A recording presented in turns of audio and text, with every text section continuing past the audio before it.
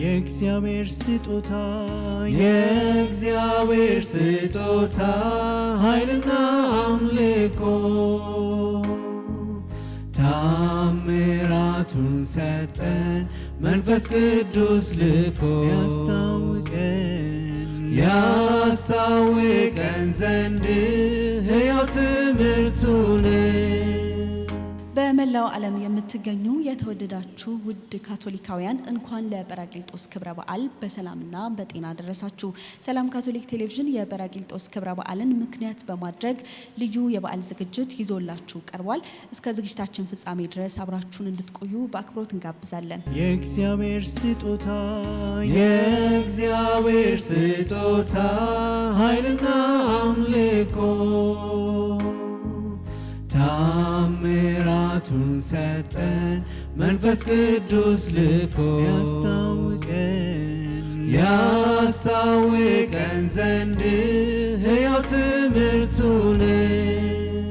በመግቢያችን ላይ ለመግለጽ እንደሞከርነው እንግዲህ ዛሬ የጰራቅሊጦስ ክብረ በዓልን እያከበረን እንገኛለን። ዛሬ ደግሞ ይህንን ክብረ በዓል የምናከብረው ከካሪዝማቲክ እንቅስቃሴ አባላት ጋር እንዲሁም ደግሞ አመራሮች ከመሪ ካህናቸው ጋር በመሆን ጥሩ ቆይታን እናደርጋለን። እንግዲህ የተወደዳችሁ ተመልካቾች እናንተም ከኛ ጋር ሆናችሁ ይህንን ልዩ የበዓል ዝግጅታችንን እንድትታደሙ በአክብሮት እንጋብዛለን። እንግዲህ ቀደም ሲል እንዳልኩት በመግቢያዬ የካሪዝማቲክ አባላት እንደዚሁም መሪዎች መሪ ካህናችሁም ክቡር አባ ገብረ መስቀል በመካከላችን ይገኛሉ። በቅድሚያ ሁላችሁንም እንኳን አደረሳችሁ።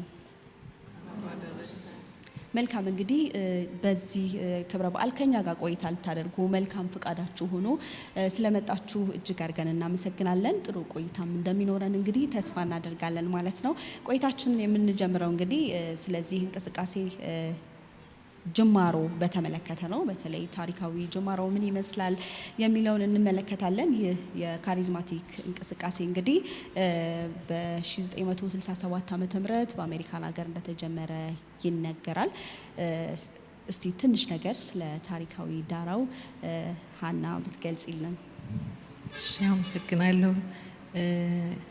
የካቶሊክ ካሪዝማቲክ እንቅስቃሴ በአሜሪካን ሀገር ማለት ነው 1967 ዓመተ ምህረት በፔንሲልቬኒያ ግዛት ውስጥ ዱኬይ ዩኒቨርሲቲ ውስጥ ባሉ 30 የሚሆኑ የካቶሊክ ተማሪዎችና አስተማሪዎች በአንድነት ሆነው እንደ ሱባኤ በሚያደርጉበት ሰዓት በዛን ጊዜ የሚያጠኑት ጥናት ምንድን ነበረ? የሐዋርያትን ስራ ነበር የሚያጠኑት ማለት ነውና ያንን እያጠኑ ሳለ በድንገት ያው የመንፈስ ቅዱስ ፍሰት መጣ ማለት ነውና በዛ እንደዛ ሆነ። ስለዚህ የመንፈስ ቅዱስ ፍሰት ብለው ጠሩት እነሱ። በዛ ተጀመረ። ከዛ ወደ ሌሎች ዩኒቨርሲቲዎች በፍጥነት መሻገር ጀመረ ማለት ነው። ወደ ሌሎችም ዩኒቨርሲቲዎች ተሻገረ። ከዛም በኋላ እንደውም ወደ አውሮፓ፣ እስያ፣ አፍሪካ እየተዛመተ እንደመጣ ይነገራል። በጣም ጥሩ ደስ ይላል። እንግዲህ ከአሜሪካን ሀገር ተነስቶ እንግዲህ ወደ ሀገራችንም ይሄ እንቅስቃሴ ሲመጣ እንደ ኢትዮጵያን አቆጣጠር በ1981 ዓመተ ምህረት ነው። በወቅቱ እንግዲህ ካርዲናል ጳውሎስ ጻድዋ ነበሩ።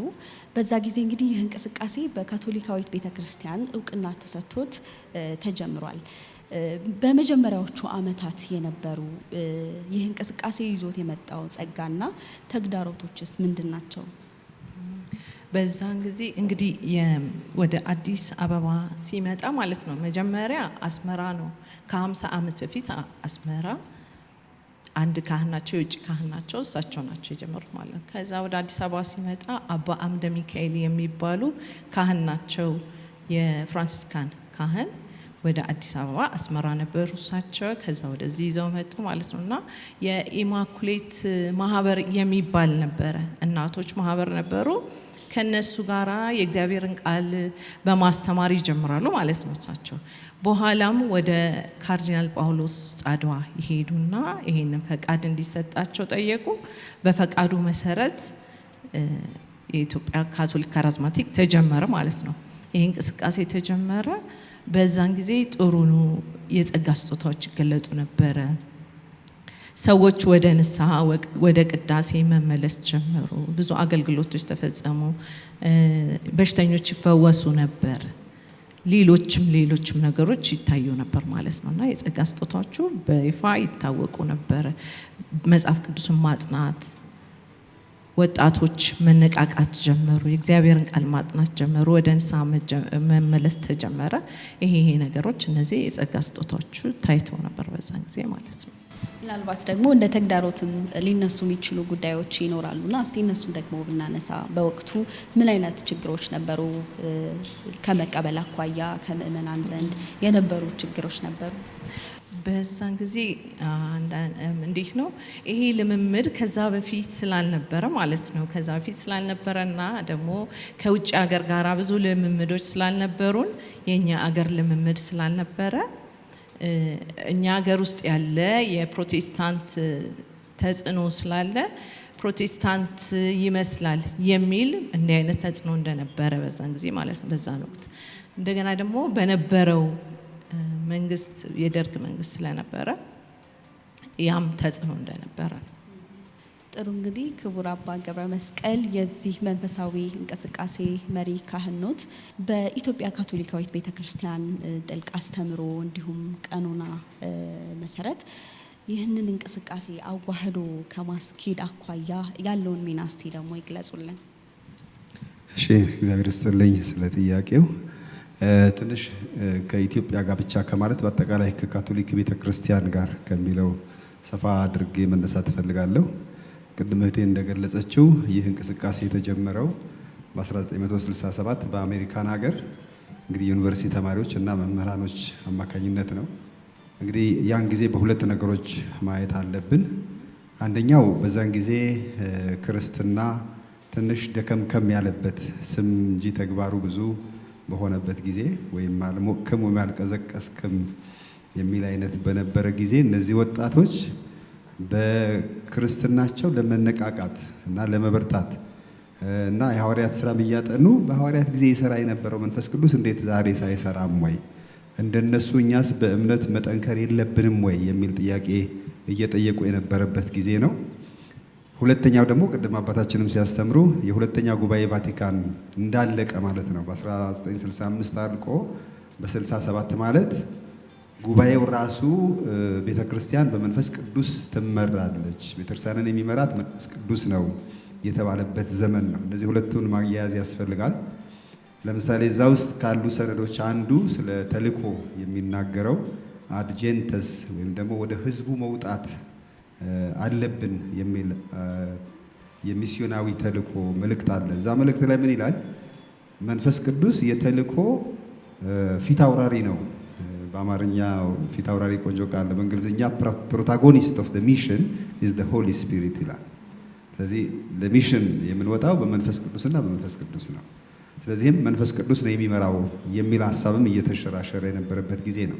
ስለዚህ እነዚህ ወጣቶች በዚህ አይነት መንፈሳዊ ሪትሪት ወይም ሱባኤ እያሉ ነው የመንፈስ ቅዱስ ሙላት ተቀበሉ። እዛ እያለ ወደ አውሮፓ ወደ ኤዥያ እየሄደ ተስፋፋ። እንግዲህ ሲስፋፋ የቤተ ክርስቲያን እንቅስቃሴ ነው። በካቶሊክ ቤተ ክርስቲያን በምእመናን የተጀመረ እንቅስቃሴ ነው። ስለዚህም ቤተ ክርስቲያን በተለይ በ1975 ያ ማለት በ67 ተጀምሮ በ75 ርዕሰ ሊቃነ ጳጳሳት ጳውሎስ ስድስተኛ ይህንን እንቅስቃሴ እንደ ቤተ ክርስቲያን እንቅስቃሴ የተቀበሉበት ጊዜ ነው። ስለዚህ ብቻውን የሚሄድ ሳይሆን በቤተ ክርስቲያን አስተምሮ ረገድና ከቤተ ክርስቲያን አስተምሮ ጋር የሚሄድ መሆኑን የተቀበሉበት ጊዜ ነው። እንዲሁም ደግሞ በ1978 በአሜሪካ ብቻ ሳይሆን ወይም በአውሮፓ በኤዥያ በተነጣጠለ ብቻ ሳይሆን በዓለም አቀፍ ደረጃ ዓለም አቀፋዊ ካቶሊክ ካሪዝማቲክ እንቅስቃሴ ወይም ደግሞ ተሐድሶ እንቅስቃሴ ተብሎ ስም የተሰጠው ጊዜ ነው። እንግዲህ እዚህ ጋር ብዙ ጊዜ አሁንም ካሪዝማቲክ ብለን ስንል ቃሉ እንዳለ ነው የምንጠቀመው። ካሪዝማ የግሪክ ቃል ነው። ቃሉም ትርጉሙ መለኮታዊ የጸጋ ስጦታ ማለት ነው። እንግዲህ ይህም ደግሞ ከምን ጋር የሚያያዝ ነው? በአንደኛ ቆሮንቶስ ምዕራፍ 12 ላይ ያለው የመንፈስ ቅዱስ ስጦታዎች፣ ልዩ ልዩ የመንፈስ ቅዱስ ስጦታዎች። ስለዚህ ካሪዝማ ወይም ካሪዝም የሚለው የመንፈስ ቅዱስ ስጦታ ማለት ነው። ስለዚህ ምናልባት የአማርኛ አቻ ቃል ብናገኝለት በመንፈስ ቅዱስ ስጦታ አማካኝነት በክርስትና ህይወታችን እንድንታደስ ማለት ነው። እንግዲህ መንፈስ ቅዱስ በጥምቀት ተቀብለናል፣ በሜሮን በሙላት ተቀብለናል። ስለዚህ በዛ መንገድ መነቃቃት ማለት ነው። ስለዚህ የሐዋርያት ጳውሎስ መልእክት ወደ ቆሮንቶስ 1:12 ላይ በደንብ ብንመለከተው እያንዳንዱ የተለያየ ስጦታ በመንፈስ ቅዱስ ተሰጥቶታል ይላል። ስለዚህም ይህ የቤተ ክርስቲያን አስተምሮ ነው ማለት ነው። ይህ መጽሐፍ ቅዱሳዊ ይዘት ያለው ነው ማለት ነው። ስለዚህ ዓለም አቀፋዊ ከመሆንም አልፎ በ1981 ቢሮውን ወይም ደግሞ ማዕከሉ ሮም አደረገ። ሮም ደግሞ የርዕሰ ሊቃነ ጳጳሱ መቀመጫ ነው። ሮም ማድረግ ብቻም ሳይሆን በ1985 ደግሞ በቫቲካን በቅድስት መንበር የዚህ እንቅስቃሴ ቢሮ እዚያ ሆነ ማለት ነው። ስለዚህ ይሄ ቢሮ ወይም ይሄ እንቅስቃሴ የካቶሊካዊት ቤተ ክርስቲያን በምእመናን የሚንቀሳቀስ የቤተ ክርስቲያንን ቀኖና፣ ትውፊት፣ ስርዓተ አምልኮ የሚከተል የቤተ ክርስቲያን በምእመናን የሚከናወን እንቅስቃሴ እንደ አንዱ የሚወሰድ ነው። የሁለተኛ ጉባኤ ቫቲካን ደግሞ አንዱ በጉልህ ካስቀመጣቸው ነገሮች የምእመናን ተሳትፎ በቤተ ክርስቲያን ውስጥ ካህናት ብቻ መነኮሳት ብቻ ሳይሆን ምእመናን በቤተ ክርስቲያን ውስጥ ይሳተፋሉ፣ የሚሳተፉትም በመንፈስ ቅዱስ በመመራት ነው የሚል ነው እና በ1993 ደግሞ ይህ የካቶሊክ ካሪዝማቲክ እንቅስቃሴ የርዕሰ ሊቃነ ጳጳስ ፖንቲፊካል ሪኮግኒሽን ማለት ጳጳሳዊ የርዕሰ ሊቃነ ጳጳሱ መመሪያ የሚተላለፍ ሆኖ ታወጀ ማለት ነው። ስለዚህ ማለት እንደ ማንኛውም የቫቲካን እንቅስቃሴዎች የርዕሰ ሊቃነ ጳጳሱ ቢሮ ስር የሚመራ ነው ማለት ነው። ስለዚህም ይህ እንቅስቃሴ የቤተ ክርስቲያን ስለመሆኑ የቤተ ክርስቲያን ቀኖና የሚከተል መሆኑ የቤተ ክርስቲያን ትውፊት የሚከተል መሆኑ ምንም ጥርጣሬ የሌለው ነው ማለት ነው። ስለዚህ ኢትዮጵያም እዚያ ውስጥ ያለች የቤተ ክርስቲያን አካል እንደመሆኗ መጠን ይህንን ሳያዛንፍ ትከተላለች ማለት ነው። ትኩረት የሚያደርገው ሐዋርያዊ አገልግሎት ነው። የምእመናን ሐዋርያዊ አገልግሎት። ምክንያቱም ጳውሎስ ሲናገር የመንፈስ ቅዱስ ስጦታ ሲሰጠን ለአገልግሎትና በመንፈሳዊ እምነት ህይወት ለማደግ ነው። ስለዚህ እያንዳንዱ ስጦታ የተሰጠን እንድናገለግልበትና የእኛንም ህይወት እንድናሳድግበት የሚል ነው። በመጨረሻም ርዕሰ ሊቃነ ጳጳሳት ፍራንቺስኮስ በቅርቡ በ2017 ይህ እንቅስቃሴ 60ኛ ዓመቱን ሲያከብር ራሳቸው ተገኝተው በሮም በቫቲካን 50ኛ ዓመቱ ይህም ማለት የወርቅ ኢዮቤልዩ አክብሯል።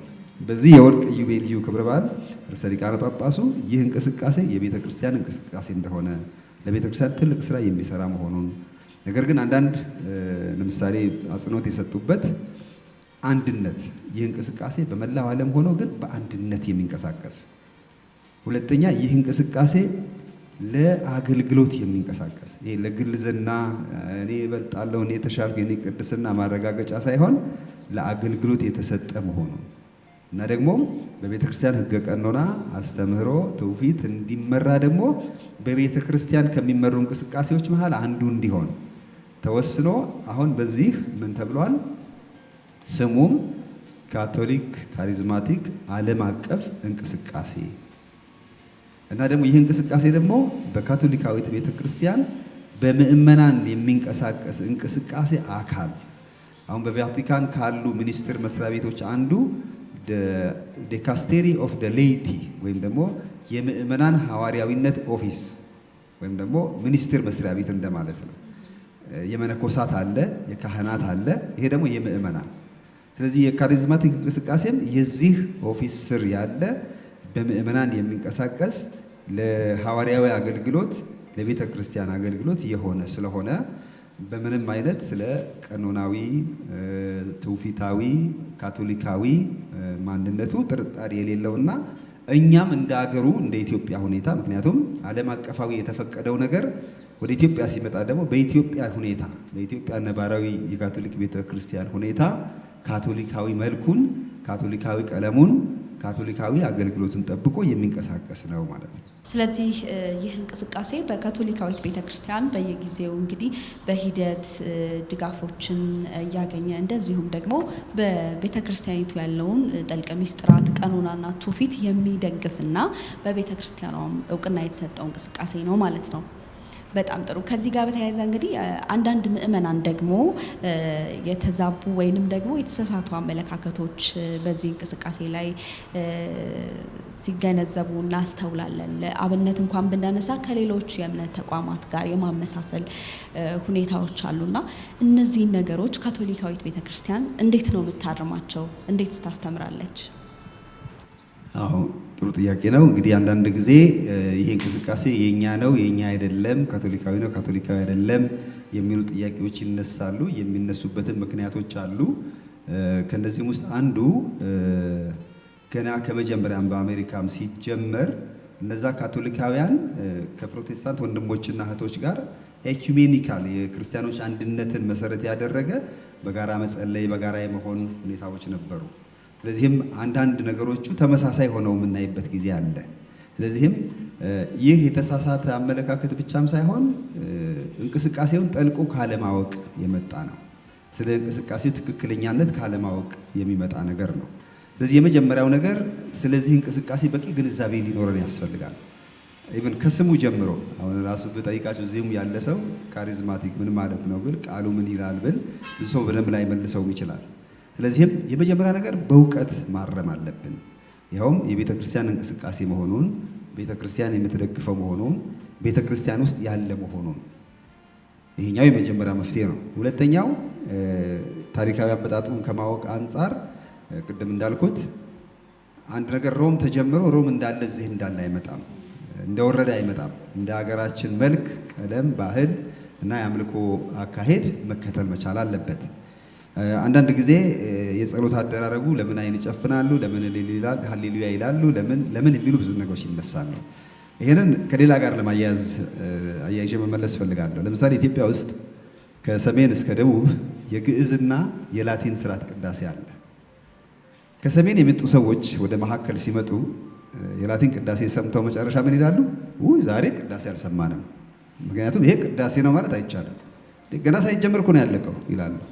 ስለዚህ ቅዳሴ አልሰሙም አልቆርብም ሁሉ የሚሉ ሰዎች አሉ። አንድ ሁለተኛ የላቲን ስርዓት ሆነው ወደ አዲስ አበባና ወደ ምድብር እንደዚህ ሲመጡ የሚያዩት ቅዳሴ እንዴ ይሄማ የኛ ቤተክርስቲያን አይደለም። እኔ ያጋጠመኝን ነው የምነግራችሁ፣ ያጋጠመኝን ነው። እና ይሄ የኛ ቤተክርስቲያን አይደለችም። እንደውም ልጆች ናቸው ማሚ ዛሬ ወሰድሽን ኦርቶዶክስ ቤተክርስቲያን ነው፣ ይሄ ካቶሊክ አይደለም። ምክንያቱም አያውቁትም፣ በዛ መልክ አያውቁትም። ከዛ አስረዳናቸው፣ ይሄ ካቶሊክ ቤተክርስቲያን ነው፣ ይሄ ሌላ ስርዓት ነው፣ ሌላ መልክ ነው ብለን አስረዳናቸው። እና በሂደት እኔ አሁን ከ20 ዓመት በኋላ እነዛ ልጆች ሳያቸው አንዱ ዲያቆን ሆኖ አገኘሁት። የስርዓተ ቅዳሴ ዜማ ሲያዜም አገኘሁት። ምን ማለት ነው? ከማወቅ መውደድ እና መልመድ ማለት ነው። ስለዚህ አንዳንድ ጊዜ እኛ ያለመድነው ነገር ሁሉ የኛ እንዳልሆነ አድርገን የምንወስድበት ጊዜ አለ። በካቶሊካዊት ቤተክርስቲያን ደግሞ ዓለም አቀፉ እንደመሆናችን መጠን ለምሳሌ እኔ ኬንያ በነበርኩበት ጊዜ ላቲን ኢትዮጵያ ውስጥ ባውቀውም ኬንያ መዝሙር በሚዘመርበት ጊዜ የዳንሱ ሁኔታ እኔ አሁን ቤተክርስቲያን ያለሁት ወይስ ሌላ አዳራሽ ነው ብዬ ጠየቁበት ጊዜ አለ።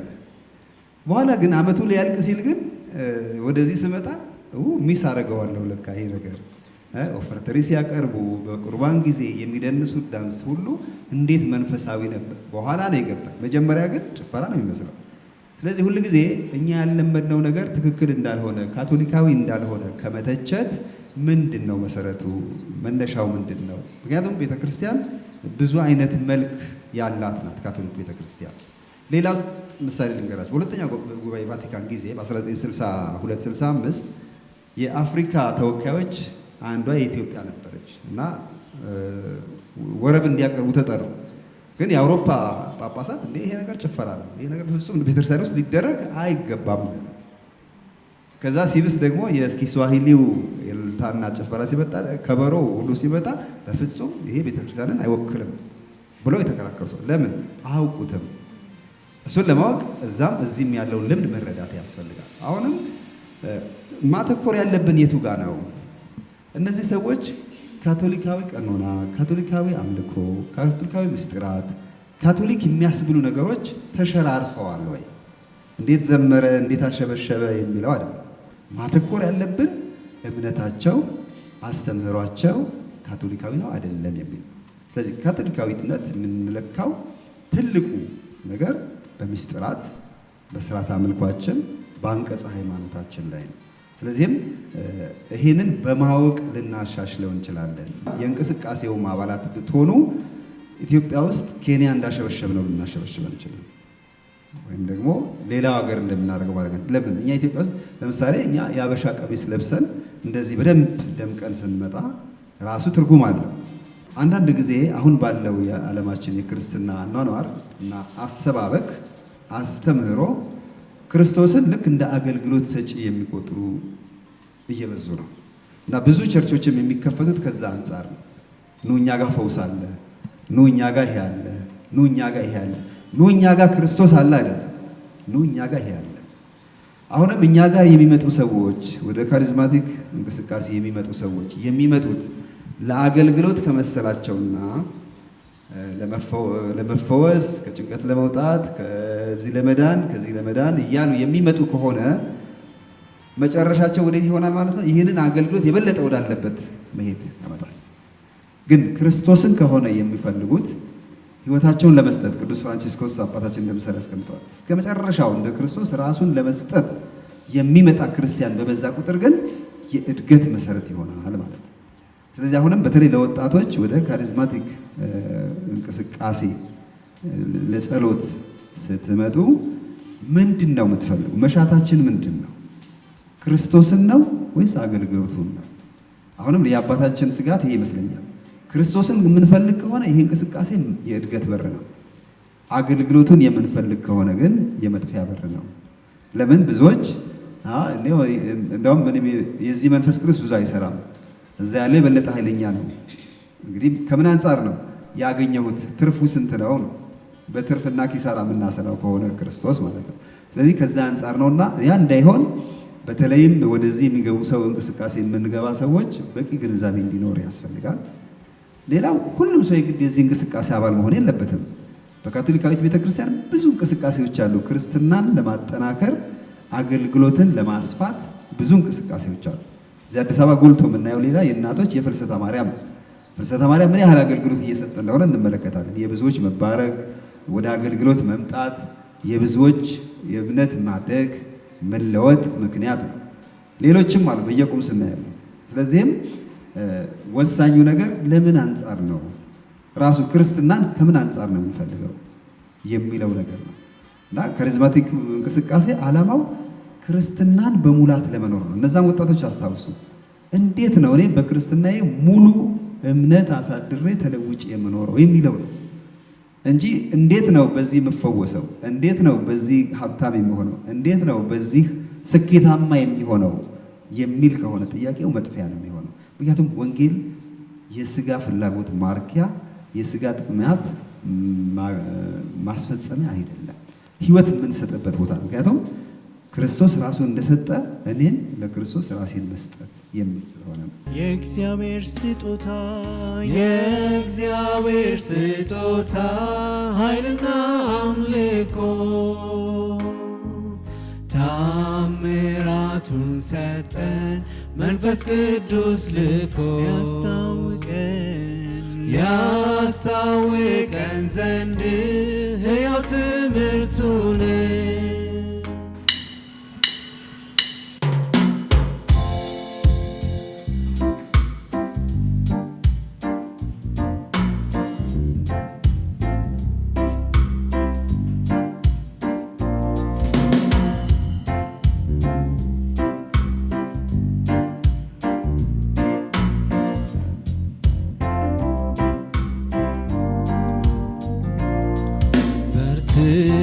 ሰው የቆሙ ደፍረው ጌታን ያሉ ኃይል የሞላቸው መንፈስህን ልከህ ቃልህን ያወጁ ካንተው የፈለጉ ቅዱሱ መንፈስ ልባቸውን ሰጡ።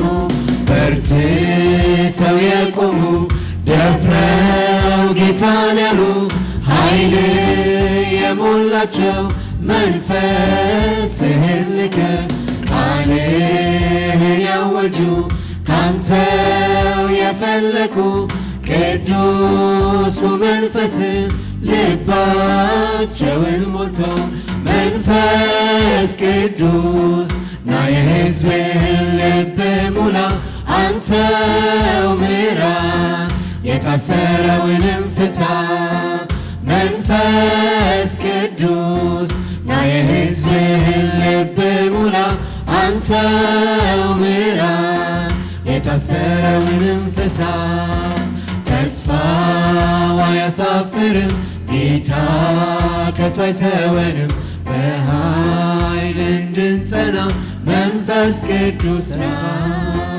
ተስፋው አያሳፍርም ጌታ ከቶ አይተወንም በኃይል እንድንጸና መንፈስ ቅዱስ ና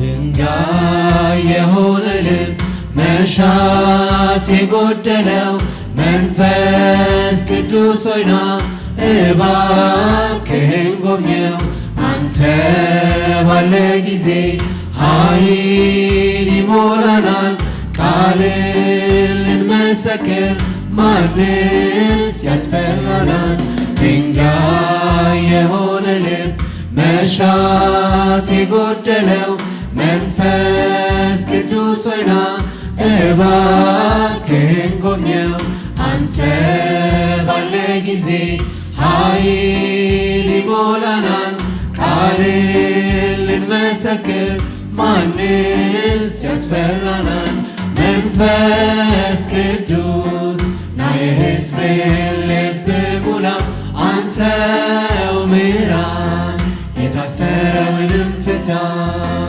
መንፈስ ቅዱስ ና የሕዝብህን ልብ ሙላ አንተው ምራ የታሰረውንም ፍታ ተስፋው አያሳፍርም ጌታ ከቶ አይተወንም በኃይል እንድንጸና መንፈስ ቅዱስ ና ተስፋው አያሳፍርም ጌታ ከቶ አይተወንም በኃይል እንድንጸና መንፈስ ቅዱስ ና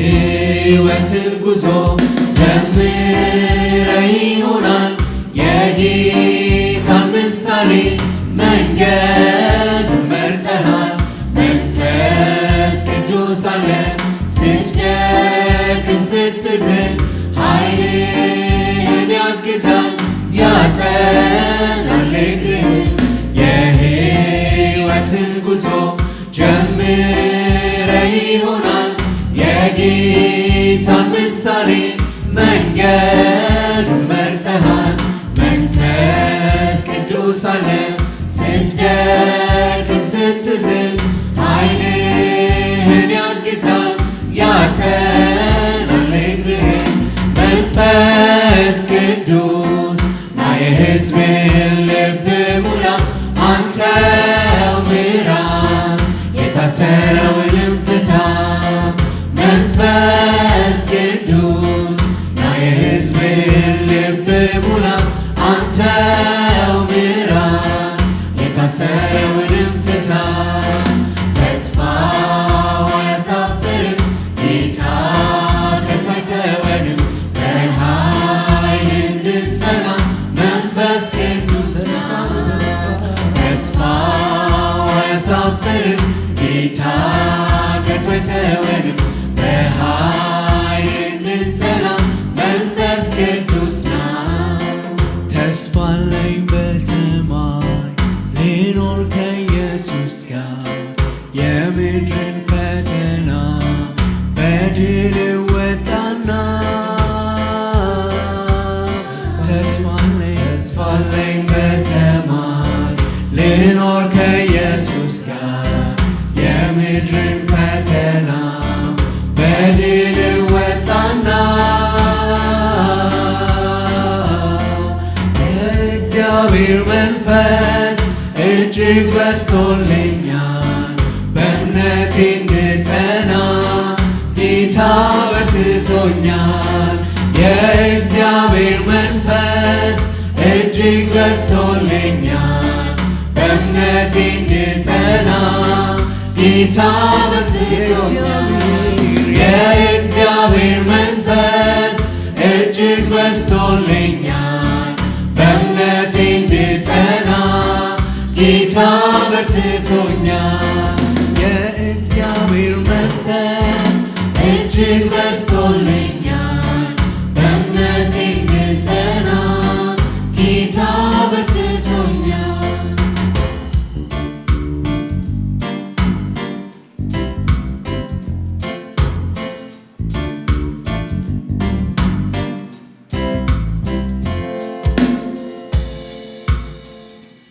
የእግዚአብሔር ስጦታ የእግዚአብሔር ስጦታ ኃይልና አምልኮ ታምራቱን ሰጠን መንፈስ ቅዱስ ልኮ ያስታውቀን ዘንድ ሕያው ትምህርቱን። ክቡር አባ ገብረ መስቀል እጅግ አድርገን እናመሰግናለን። በተለይ ደግሞ ይህ እንቅስቃሴ በዓለም አቀፍ ደረጃ በአህጉር አቀፍና እንደዚሁም ደግሞ በሀገራችን ያለውን ሁኔታ በዚህ መልኩ ስለገለጹልን እጅግ አድርገን እናመሰግናለን። አሁን ደግሞ እዚህ እንቅስቃሴ መሪዎች ጥያቄዎች ይኖሩናል። በዚህ እንቅስቃሴ ውስጥ በመሪነት ካሉት ጋር ቆይታ እናደርጋለን።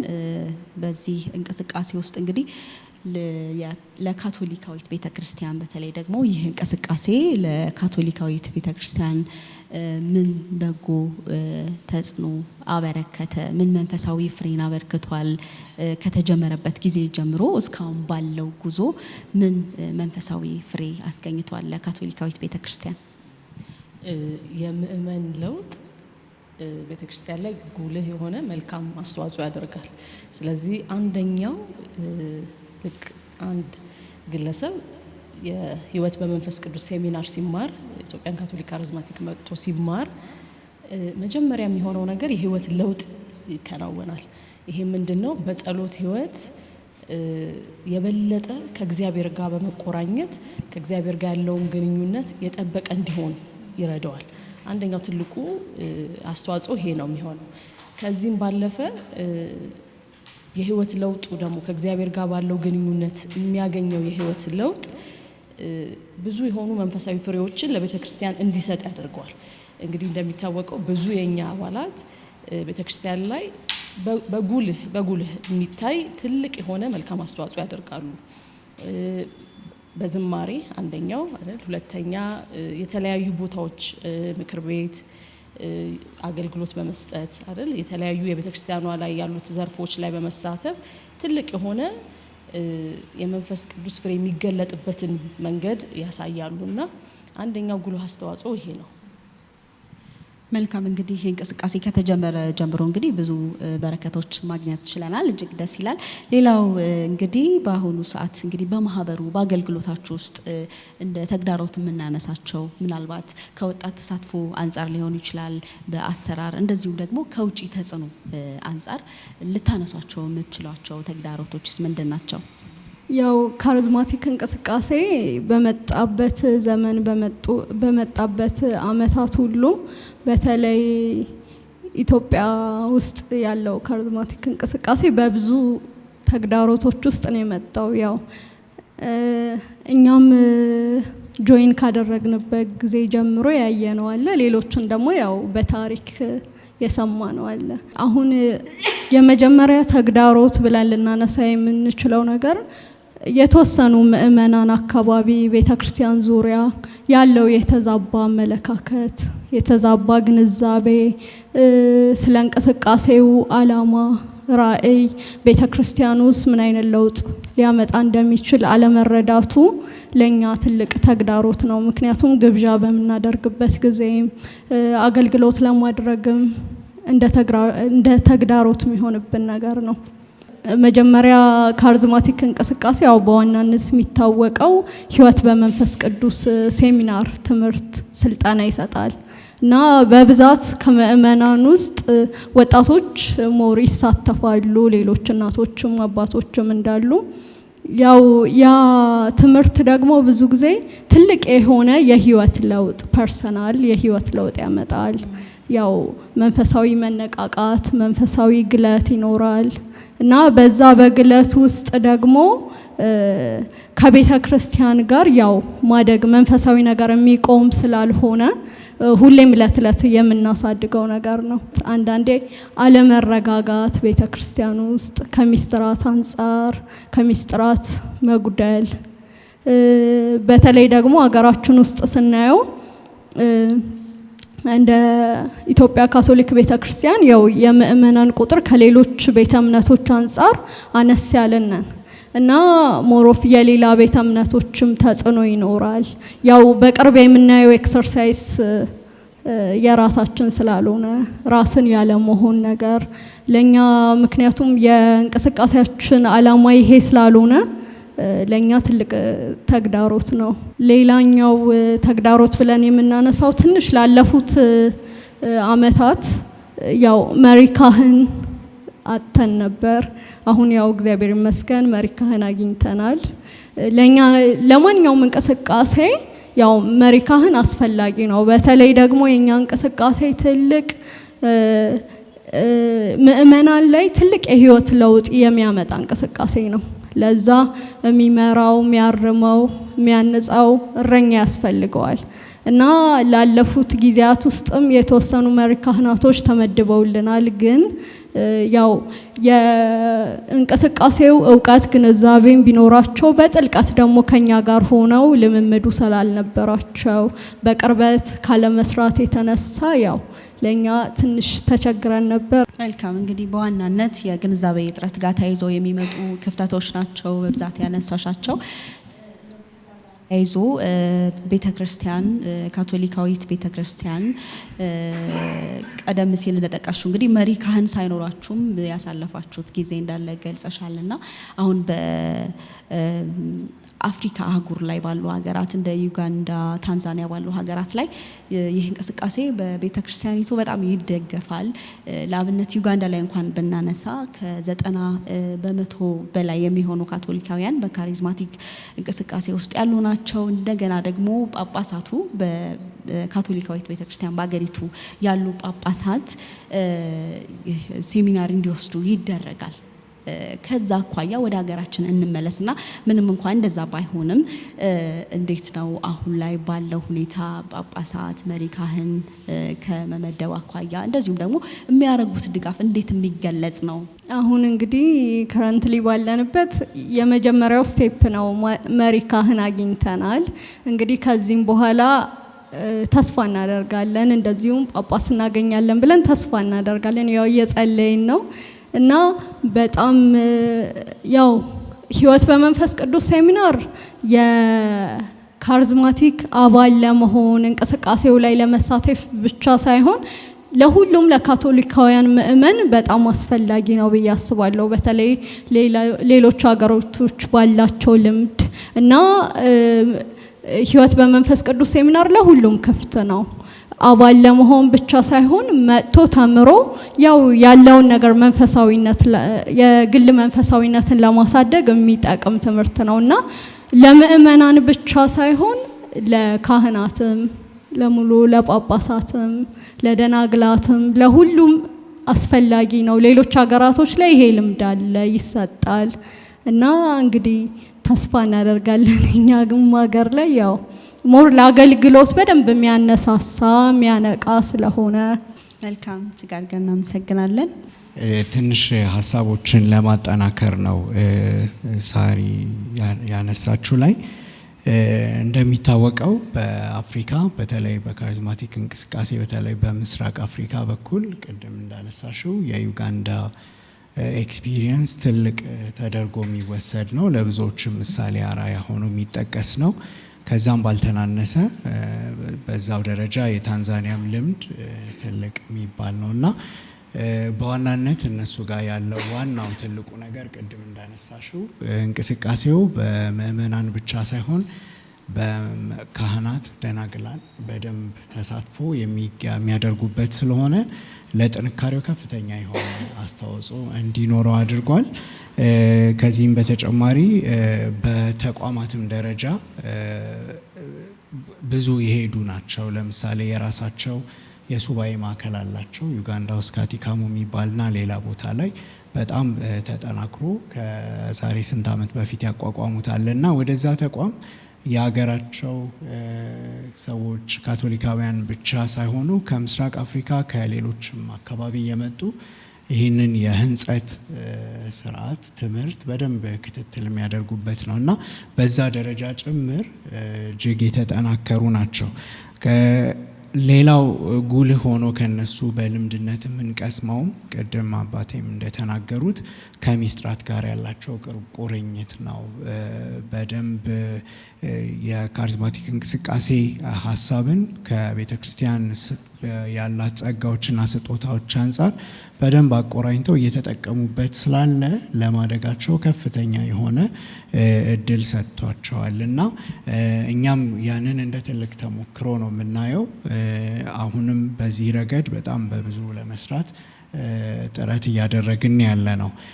እንደሚታወቀው ይሄ ጉዳይ በኢትዮጵያ ውስጥ በአዲስ አበባ ብቻ ሳይሆን በሌሎች ሀገረ ስብከቶችም ጭምር እንቅስቃሴዎች አሉ። አንዳንድ ቦታዎች ዩቤልዩ በዓል ራሱ ያከበሩበት አለ በአንዳንድ ሀገረ ስብከትና ምናልባት መጥቀስ ከቻለን ብንጠቅሳቸው የነቀምት ሀገረ ስብከት ያለው ለምሳሌ ዩቤልዩ በዓላቸውን አክብረዋል። በጣም ጠንክረው ያሉ ናቸው ይታወቃልና እንዳው እዚህ አካባቢ ያለውን ስለምናነሳ ነው እንጂ በሀገራችንም ደረጃ ሌሎች ቦታዎችም የሚታይ መሆኑን ማወቅ አለብን። ስለዚህ እንደ በዩጋንዳ በታንዛኒያ ልምድ ከተነሳን እነሱ ጋር በሀገረ ስብከት ደረጃ ሰፊ በእያንዳንዱ ሀገረ ስብከት በሚባል ደረጃ ይሄ እንቅስቃሴ ተስፋፍቶ ይገኛል። እንዲሁም በየሀገረ ስብከቱ ካሉት መሀል ደግሞ ተቋቁሞ ናሽናል ኮኦርዲኔሽን ኦፊስ በሚል እነሱ ጋር ዋናውን አመራርነት ይዞ የሚሄደው የሀገሪቱን ጳጳስ በማማከር የሚሰራ ስትራክቸር ሁሉ አላቸው እና እነዛን ሁሉ ልምድ ቀስመን ወደኛ ማምጣትና እኛ ላይ ተግባራዊ ማድረግ ከቻልን በሀገራችንም ያለው የካቶሊክ ካሪዝማቲክ እንቅስቃሴ እሴቶችን ሁሉም የቤተ ክርስቲያን አባላት እንዲጠቀሙበት ማድረግ እንችላለን። አሁን ባለው ደረጃ የተወሰኑ ግንኙነቶች አሉን። ለምሳሌ ለአገልግሎት የመጡ ዴሌጌሽኖች ካሉ በተቻለ መጠን ሁላችንም ጋር ያሉት ጋር ተዳርሶ አገልግሎቱን አግኝተው እንዲያልፉ እናደርጋለን። እርስ በርስ ባሉን ግንኙነቶች አንደኛውና ዋነኛው እሱ ነው። ከዛ ጋር በተያያዘ የምናነሳው በእርግጥ መድፈር ማልፈልገው ሌላ ቦታም በሌሎች ሀገረ ስብከቶችም ይሄ እንቅስቃሴ የለም ማለት አንችልም። እንደተባለው ቅድም አጀማመሩም ቢሆን በአዲስ አበባ ላይ በተናጠል የነበሩ ጅምሮች ናቸው። እንደዚህ በቤተ ክርስቲያን እውቅና አድገው ከፍ ብለው አሁን እንደ ቤተ ክርስቲያን ሪኮግናይዝ ያደረገችው እንቅስቃሴ ሆነው። ስለዚህ በሌሎች ሀገረ ስብከቶችም እኛ እንወቃቸውም አንወቃቸውም በዚህ ደረጃ ያሉ እንቅስቃሴዎች አሉ። እኛንም በግል ማለት ኮንታክት አድርገውን አብረን እንድንሰራ የጠየቁበትም ሁኔታ አለ። እኛ መደበኛውን ሂደት የቤተ ክርስቲያንን አካሄድ መሄድ አለብን መጠበቅ አለብን በሚል በዛ መንገድ እየሰራን ያለ ነው። አሁን የመዋቅር ስራዎችን በደንብ አድርገን ለመጨራረስ እየሞከርን ያለ ነው። በአጠቃላይ ግን በኢትዮጵያም ምንቀናበት የዩጋንዳ በተደጋጋሚ የሚነሳው የታንዛኒያ ልምድ እኛ ሀገርም ተስፋፍቶ ሆኖ ማየት እንፈልጋለን። ምክንያቱም አላማው ሰው እግዚአብሔርን በማወቅ እና በመንፈስ ቅዱስ ሙላት እንዲቀርበው ማድረግ ነው። ሌላ የተለየ ነገር የለውም። ስለዚህ ይህንን ለሀገራችን በሙሉ የምንመኘው ስለሆነ በዚህ ረገድም እየሄድናቸው ያሉ መንገዶች እንዳሉ ለማንሳት ያህል ነው። አመሰግናለሁ። መልካም ጥሩ። እንግዲህ ጸጋዬ ወደ አንተ ልምጣና ይህ መንፈሳዊ እንቅስቃሴ በኢትዮጵያ በሚቀጥሉት ዓመታት ምን ራዕይ ያለው በተለይ ደግሞ እንቅስቃሴውን ቀደም ሲል ዳዊት እንዳነሳው ከማጠናከር አኳያ ከማስፋፋት አኳያ የያዛቸው እቅዶች ራዕዮች ምንድን ናቸው? እሺ አመሰግናለሁ። ያው ቅድም በመነሻውም አባም ሀናም ሲያነሱት እንደነበረው በአሜሪካ ሀገር ሲነሳ የለወጠው መንፈሳዊነታቸው። መንፈሳዊነት ተለወጠ ማለት ለአንድ ሰው ቀጥሎ የተለያየ ህይወቱን ነው የሚለውጠው እና እኛ እንደ ራእይ ብለን ትልቁ እንደ ራእይ ብለን የያዝነው መንፈሳዊነት የሚለውጠው እንግዲህ ትልቁ ነገር መንፈስ ቅዱስ ነው። ስለዚህ አንድ ሰው እንደ ቤተ ክርስቲያን የምናምነው እና ትልቁ ነገር አንድ ሰው ሲጠመቅ በጥምቀት መንፈስ ቅዱስን ይቀበላል።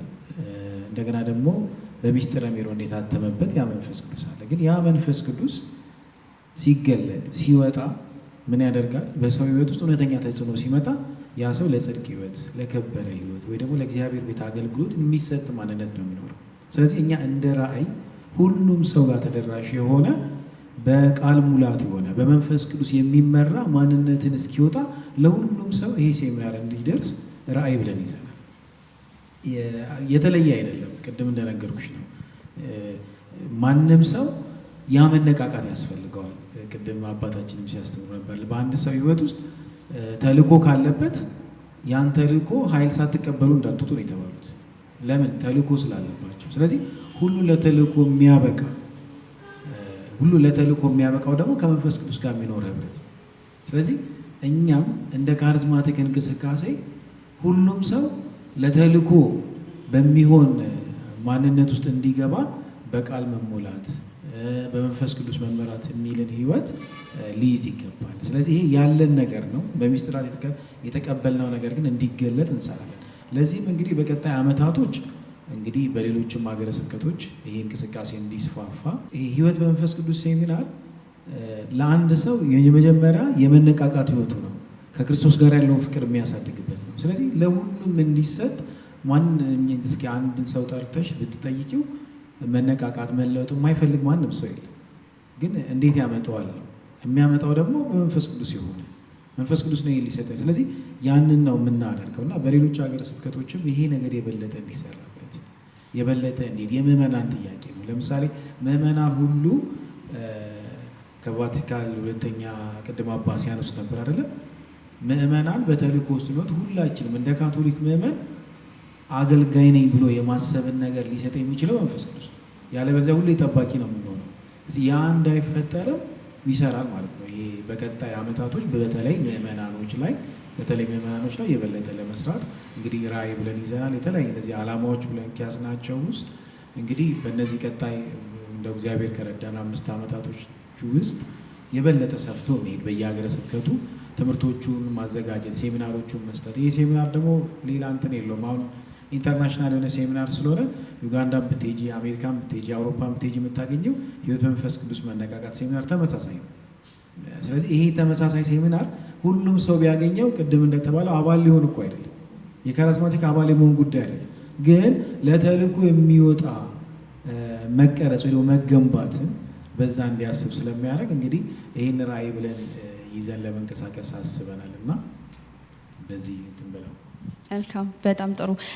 ሌላው እንግዲህ በእንቅስቃሴያችሁ ያላችሁን ፕሮግራም በተለይ ደግሞ የጋራ የጸሎት ጊዜ፣ አምልኮ ጊዜ አላችሁ በየጊዜው የምታደርጓቸውና እስቲ እነሱን ደግሞ እናንሳ። እንግዲህ ዋና እሁድ በተለይ ከሰዓት ላይ ከ9 ሰዓት እስከ 11 ሰዓት ተኩል አካባቢ በጸሎት በመዝሙር በእግዚአብሔር ቃል እንግዲህ ለማያቋርጥ ረጅም ዓመት ይሄ ፕሮግራም እየተሰጠን ያለው እና ይሄ አንዱ ፕሮግራሞቻችን ነው። ሌላው ደግሞ ለምሳሌ አዲስ አንድ ሰው መጥቶ ህይወት መንፈስ ቅዱስ ሴሚናር ከወሰደ በኋላ አይቆምም። ቀጣይ የመጽሐፍ ቅዱስ ጥናት ቡድን ውስጥ ነው የሚገባው። ተከታታይ የሆነ ሮብ አለን፣ ሐሙስ አለን፣ አርብ አለን። እነዚህ ተከታታይ የሆነ አንዱ ግሩፕ ውስጥ ገብቶ እንዲቀጥል ነው የሚደረገው። ስለዚህ እነዚህ ፕሮግራሞቻችን ሁሌም አሉ። ህይወት መንፈስ ቅዱስ ሴሚናር አሁን ብዙ ሰዎች ይፈልጉታል በእርግጠኝነት እና እሱም ቢሆን እሁድ ይሰጣል። እሁድ በተለይ ከ7 ሰዓት እስከ 9 ሰዓት ባለው ይህን ፕሮግራም እንሰጣለን እና ሌላው ደግሞ አንድ ያው ለየት ያለ ፕሮግራም ይኖረን ወር በገባ የመጀመሪያው እሁድ ልዩ የምስጋና ፕሮግራም ብለን እናዘጋጃለን። ከዚህም በላይ ለማጠናከር እንሞክራለን። በተለይ በዝማሬ ጸጋ ያላቸው ልጆች ወደፊት በደንብ የማጠናከር እና የመስራት እናስባለን እና ወርሃዊ የምስጋና ፕሮግራም ብለን ወር በገባ የመጀመሪያው እሁድ ይህን ፕሮግራም እንሰጣለን። ሌላው እንግዲህ በተለያዩ ርዕሰ ጉዳዮች ላይ የጸሎት መርሃ ግብሮች አሏችሁ። እስቲ እነሱንም ደግሞ እናንሳ። በምን ጉዳዮች ላይ በቤተሰብ ላይ ሊሆን ይችላል እና በየጊዜው የተለያዩ ጉዳዮች ላይ ጸሎት ታደርጋላችሁ። እሱን እናንሳ። እንግዲህ ጸሎት ከተባለ ለሁሉ ነገር የሚያስፈልግ ስለሆነ በጣም የኛ እውነት ለመናገር ትኩረት አድርገን ከምንጸልይበት ይሄ ለውጥ እንዲመጣ ነው። ያ ለውጥ እንዲመጣ ደግሞ ስልሽ መንፈሳዊ ለውጥ ለራስ መጀመሪያ የግል ሰላምን የሚያመጣ እረፍት፣ ከዛ ይወጣና ለቤተሰብ አልፎም ለሀገር የሚሆን ነገር የሚገኘው አንደኛ ሰው በጸሎት ውስጥ ሲቆይ ነው። ራሱን ማረጋጋት የቻለ ሰው ራሱ ሰላም፣ ጸሎት ደግሞ አንዱ የሚሰጠው ሰላም ነው። ስለዚህ አንድ ሰው በዛ ውስጥ እንዲሆን አንዱ የጸሎት እርሳችን ብዙ ጊዜ ይሄ ነው።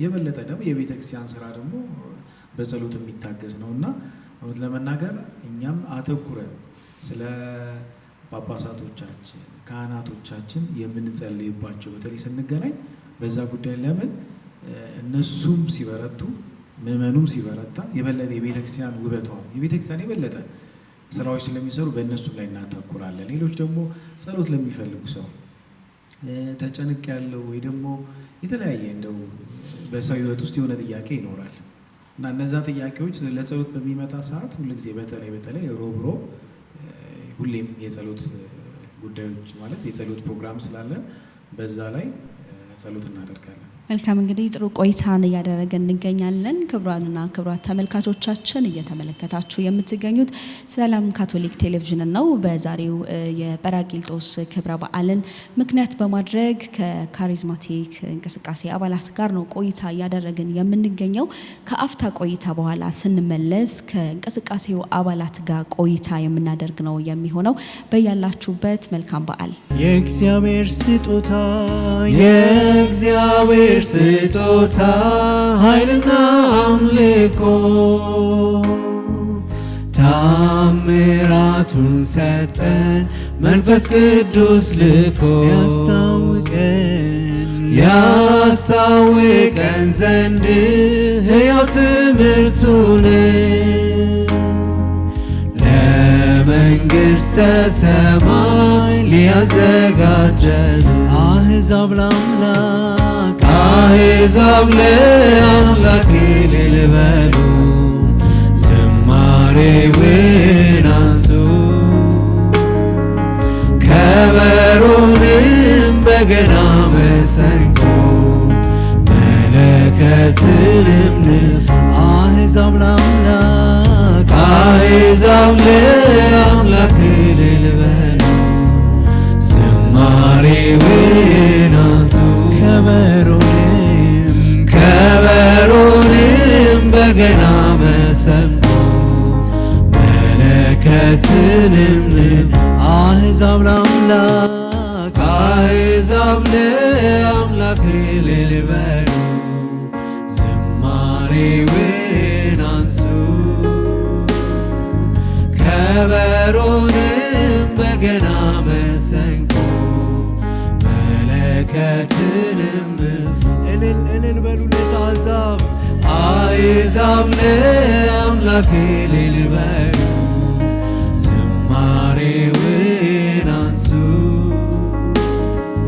ከበሮንም በገና መሰንቆ መለከትንም ንፉ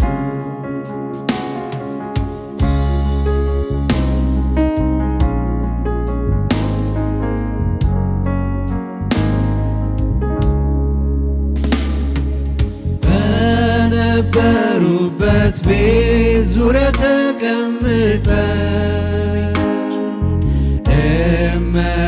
እመቤታችንን ማርያምን ከበን በእሳት ነበልባል በርግብ አምሳል ሐዋርያትን ከጭንቅ ነፍሳቸውን አድነው በነበሩበት ቤት ዙሪያ ተቀምጠን እመቤታችንን ማርያምን ከበው በእሳት ነበልባል በርግብ አምሳል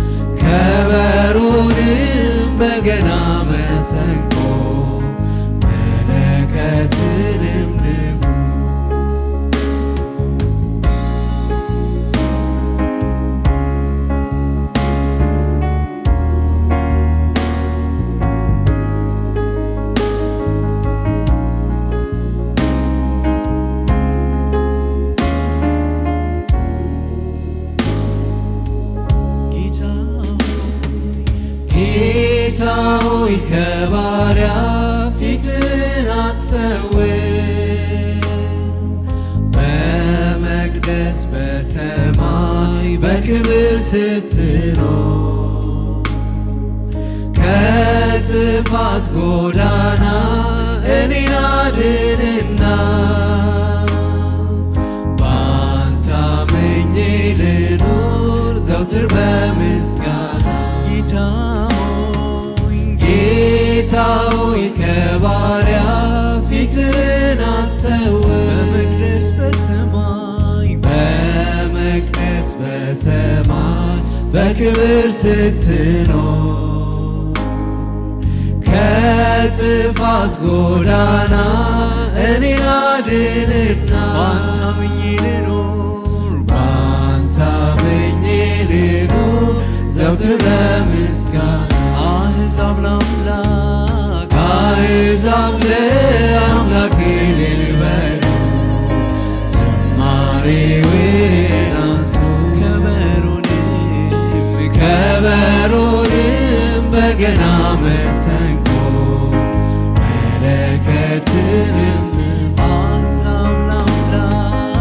አሕዛብ ለአምላክ እልል በሉ፣ ዝማሬውን አንሱ፣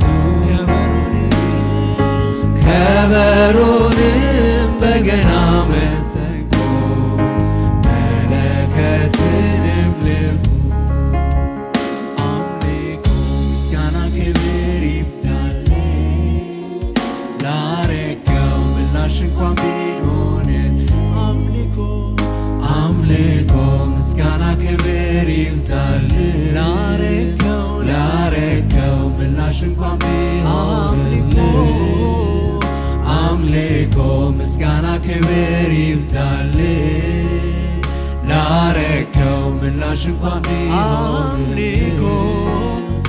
አምልኮ ምስጋና ክብር ይብዛልህ፣ ላረከው ምላሽ እንኳን ቢሆንልህ ተረድተናልና አባትነትህን እናከብርሃለን፣ ይኸው ተቀበለን። ተረድተናልና አባትነትህን እናከብርሃለን፣ ይኸው ተቀበለን። አምልኮ ምስጋና ክብር ይብዛልህ፣ ላረከው ምላሽ እንኳን ቢሆንልህ አምልኮ ምስጋና ክብር ይብዛልህ፣ ላረከው ምላሽ እንኳን ቢሆንልህ አምልኮ ምስጋና ክብር ይብዛልህ፣ ላረከው ምላሽ እንኳን ቢሆንልህ ተረድተናልና አባትነትህን እናከብርሃለን፣ ይኸው ተቀበለን። ተረድተናልና አባትነትህን እናከብርሃለን፣ ይኸው ተቀበለን። ተረድተናልና አባትነትህን እናከብርሃለን፣ ይኸው ተቀበለን። መንፈስ ቅዱስ የእግዚአብሔር ስጦታ ነው። መንፈስ ቅዱስ የእግዚአብሔር እስትንፋስ ነው። መንፈስ ቅዱስ የእግዚአብሔር ስጦታ ነው። መንፈስ ቅዱስ የእግዚአብሔር እስትንፋስ መንፈስ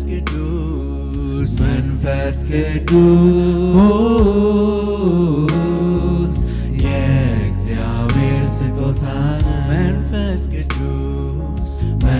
መንፈስ ቅዱስ የእግዚአብሔር እስትንፋስ የእግዚአብሔር እስትንፋስ ና ና ና ና ና ወደኛ ና ና ና ና ና ና ወደ እንጠራሃለን ና ና ና ና ና ና ወደኛ ሙላታችን ና ና ና ና ና ና ወደኛ ስሙን ጥሩት መንፈስ ቅዱስ የእግዚአብሔር ስጦታ መንፈስ ቅዱስ መንፈስ ቅዱስ የእግዚአብሔር እስትንፋስ መንፈስ ቅዱስ መንፈስ ቅዱስ የእግዚአብሔር ስጦታ መንፈስ ቅዱስ መንፈስ ቅዱስ የእግዚአብሔር እስትንፋስ ጌታ ሆይ ና ና ና ና ና ወደኛ ናልን ናልን ና ና ና ና ና ወደኛ ናልን ናልን ና ና ና ና ወደኛ ጌታችን ሆይ ና ና ና ና ና ና ወደኛ ልባችንን ሙላና ና ና ና ና ና ወደኛ እስትንፋሳችን ና ና ና ና ና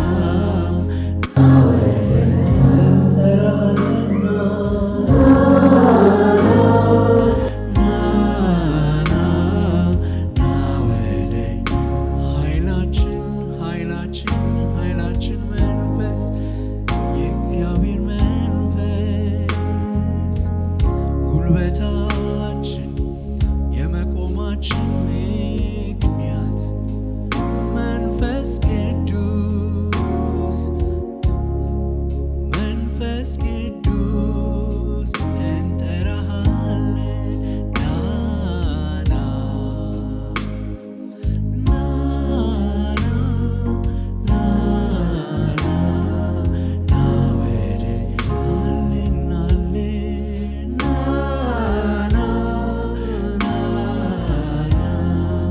ና ወደ ናልን ናልን ያዘን ና ና ና ና ወደ ሙላታችን ና ና ና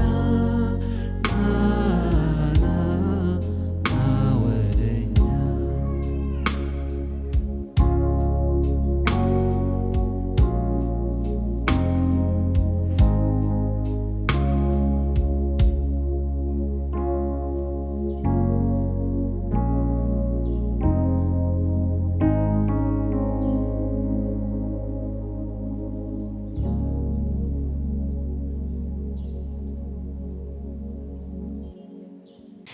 ተመልካቾቻችን አብራችሁን ስለሆናችሁ እናመሰግናለን። የጰራቅሊጦስ ወይንም ደግሞ በዓለ ሃምሳን ምክንያት በማድረግ ከካቶሊክ ካሪዝማቲክ እንቅስቃሴ አባላት እንዲሁም የእንቅስቃሴው መሪዎችና መሪ ካህን ጋር ነው ቆይታ እያደረግን የምንገኘው። በቆይታችን እንግዲህ ስለ እንቅስቃሴው ግንዛቤ ያገኛችሁ እንደሆነ ተስፋ እናደርጋለን። አሁን ደግሞ ከአባላቱ ጋር ነው ቆይታ የምናደርገው። ወደ አንቺ እመጣለሁ። እንግዲህ በዚህ እንቅስቃሴ ውስጥ ከገባሽ በኋላ በህይወትሽ ያገኘሽው ለውጥ ምንድነው? በተለይ በጸሎት ትጋት እንደዚሁም ደግሞ በጋራ ባላችሁ ነገር ምን አተረፍሽ? እንግዲህ ወደዚህ እንቅስቃሴ መጀመሪያ የመጣሁት የመጀመሪያ ዓመት ትዳሬ ውስጥ ሆኜ ነው እና አንድ የካሪዝማቲክ አባል ጓደኛ አለችኝ እና ሁሉ ጊዜ ብዙ ጥያቄዎችን ጠይቃት ነበርና በቃ አንቺማ ቆይ ካሪዝማቲክ ህይወት መንፈስ ቅዱስ መነቃቃት ሴሚናር መማር አለብሽ ብላኝ መጣሁኝ። ከዛ አስታውሳለሁ የነበረው ለውጥ ማለት ነው። የመንፈስ ቅዱስ መነቃቃት ከተደረገ ጸሎት ከተደረገ በኋላ ምንድነው ያደረኩት ፕራዮሪቲ እንድሰጥ ነው። በቃ ላይፌ ላይ መጀመሪያ ማድረግ ያለብኝ ከእግዚአብሔር ጋር ያለኝን ግንኙነት ነውና ፕራዮሪታይዝ እንዳደርግ በተለይም ደግሞ በጸሎት ህይወቴ በግል እንዲሁም ደግሞ በህብረት ስንጸልይ ይበልጥ ከእግዚአብሔር ጋር መቀራረብ እግዚአብሔርን እንድወደው እግዚአብሔርን እንዳከብረው እንድፈራው ያደረገኝ እንቅስቃሴ ነው።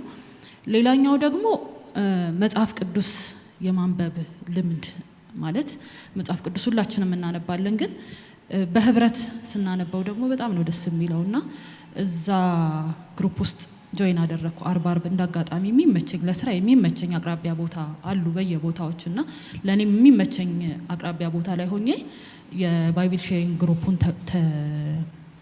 ተሳታፊ ሆንኩኝ። ከዛ ደግሞ በሂደት እግዚአብሔር ረድቶኝ ደግሞ በዛ ሼሪንግ ግሩፕ ውስጥ ደግሞ ሊድ ማድረግ ጀመርኩኝ ማለት ነውና ያ እውነት ለመናገር ይሄ መማማሩ ብቻ ሳይሆን ሰላም መረጋጋትን ያመጣል። ብዙ አይነት ጥያቄዎች ይኖራሉ፣ በስራ ቦታችን ብዙ ግጭቶች ይኖራሉ፣ በግል ህይወታችን ብዙ ነገሮች ይኖራሉና ይሄኛው መንፈስ ቅዱስ ግን ሞር ወደ ውስጣችን እየቀረበ ሲመጣ መረጋጋትን ሰላምን ይሰጣልና ያንን ነገር ሪሊ ፕራክቲስ አድርጌዋለሁ እኔ እና እሱም ብቻ አይደለም ደግሞ በጨነቀን ነገር ላይ የሮብ ጸሎት ፕሮግራሞች አሉ እና የእህትማማች እና የወንድማማች ግንኙነት ነው ያለን እና በጸሎት በጣም ነው የምንተጋው እና ብዙ ጥያቄዎች ተመልሰዋል። በጣም ብዙ ጥያቄዎች ተመልሰዋል እና እኔ በግል ህይወቴ በጣም ደስተኛ ነኝ። መረጋጋትን ሰላምን አግኝቼበታለሁና ይሄንንም ደግሞ ሁሉም ሰው ቢያገኘው ደስ ይለኛል። መልካም። ሌሎች አባላትም እንደዚሁ ምስክርነት መስጠት ትችላላችሁ። በዚህ መንፈሳዊ እንቅስቃሴ ውስጥ ከተሳተፋችሁ በኋላ ወይንም ደግሞ ከተቀላቀላችሁ በኋላ በህይወታችሁ ያገኛችሁት መጽናናት ምንድነው? እስቲ እሱን ደግሞ አጋሩን። እኔ እዚህ ማህበር ላይ ከተቀላቀልኩኝ ጀምሮ በግል ህይወቴ ላይ ትልቅ ለውጥ ነው ያመጣሁት። ምክንያቱም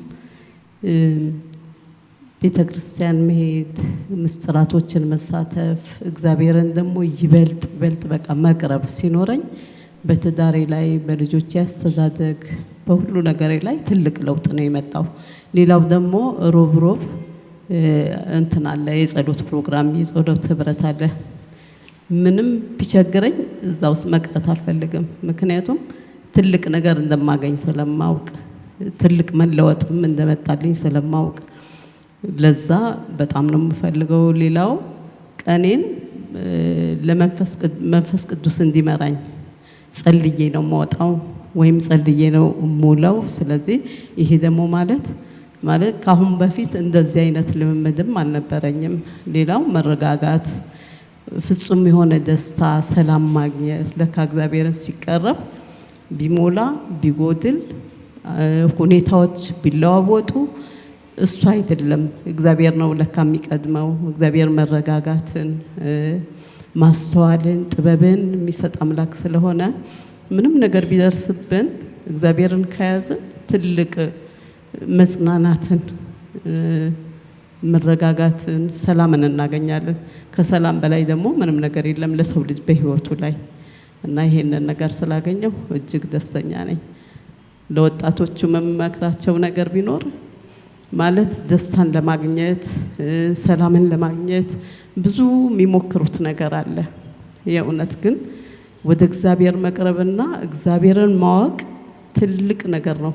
በቃ ከዚህ ብዙ ነገር ነው የሚገኘው። ያጣነውን አይደለም ብዙ ነገር ነው የምናገኘው። ህይወታችን ይለወጣል፣ አንፈራም ሁላ። ስለዚህ ለወጣቶች ይህንን እመክራለሁ እኔ። መልካም፣ እናመሰግናለን። ትልቅ ምስክርነት ነው። እቴም ቀደም ሲል እንደገለጸችው በህይወታችን እንግዲህ መረጋጋትን ማግኘት ከመንፈስ ቅዱስ ጋር ያለንን ህብረት ማጠንከር ትልቅ ጸጋ ነውና ሌሎቻችሁም እንደዚሁ ተሞክሯችሁን ወይ ደግሞ ልምዳችሁን ብትገልጹልን፣ በተለይ ደግሞ በዕለት ተዕለት ህይወታችሁ ውስጥ በቤተሰቡ ውስጥ እንደዚሁም ደግሞ በስራ ቦታ ከስራ ባልደረቦቻችሁ ጋር ላላችሁ መልካም ግንኙነት ምን በጎ ተጽዕኖን አሳርፏል? እሺ፣ እግዚአብሔር ይመስገን። በዚህ በመንፈስ ቅዱስ ህይወት ላይ በዚህ በሙላት ላይ እንግዲህ ትልቁ የሚሰጠን ነገር ስጦታውን ስለሆነ መንፈስ ቅዱስ የሰጠን ስጦታውን ስለሆነ በእነዚህ ስጦታዎች እንግዲህ ለራሱ ለእግዚአብሔር ስራና እንዲሁም ደግሞ አጠገባችን ላሉ ለባልደረቦቻችን ለባልንጀሮቻችንም እንግዲህ መልካም ነገር እንድናደርግ የሚያደርጉ ናቸው። ስለዚህ ከነዚህ ስጦታዎች ተነስተን እንግዲህ ብዙ ተጽዕኖችን ፈጥረናል ብዬ አስባለሁ። እንደ አባልም እንደ ማህበርም የመጀመሪያው ነገር እንግዲህ ትልቁን ቦታ የሚይዘው የእግዚአብሔርን ስም ማስከበር ችለናል። የእግዚአብሔርን ስም ማስጠራት ችለናል።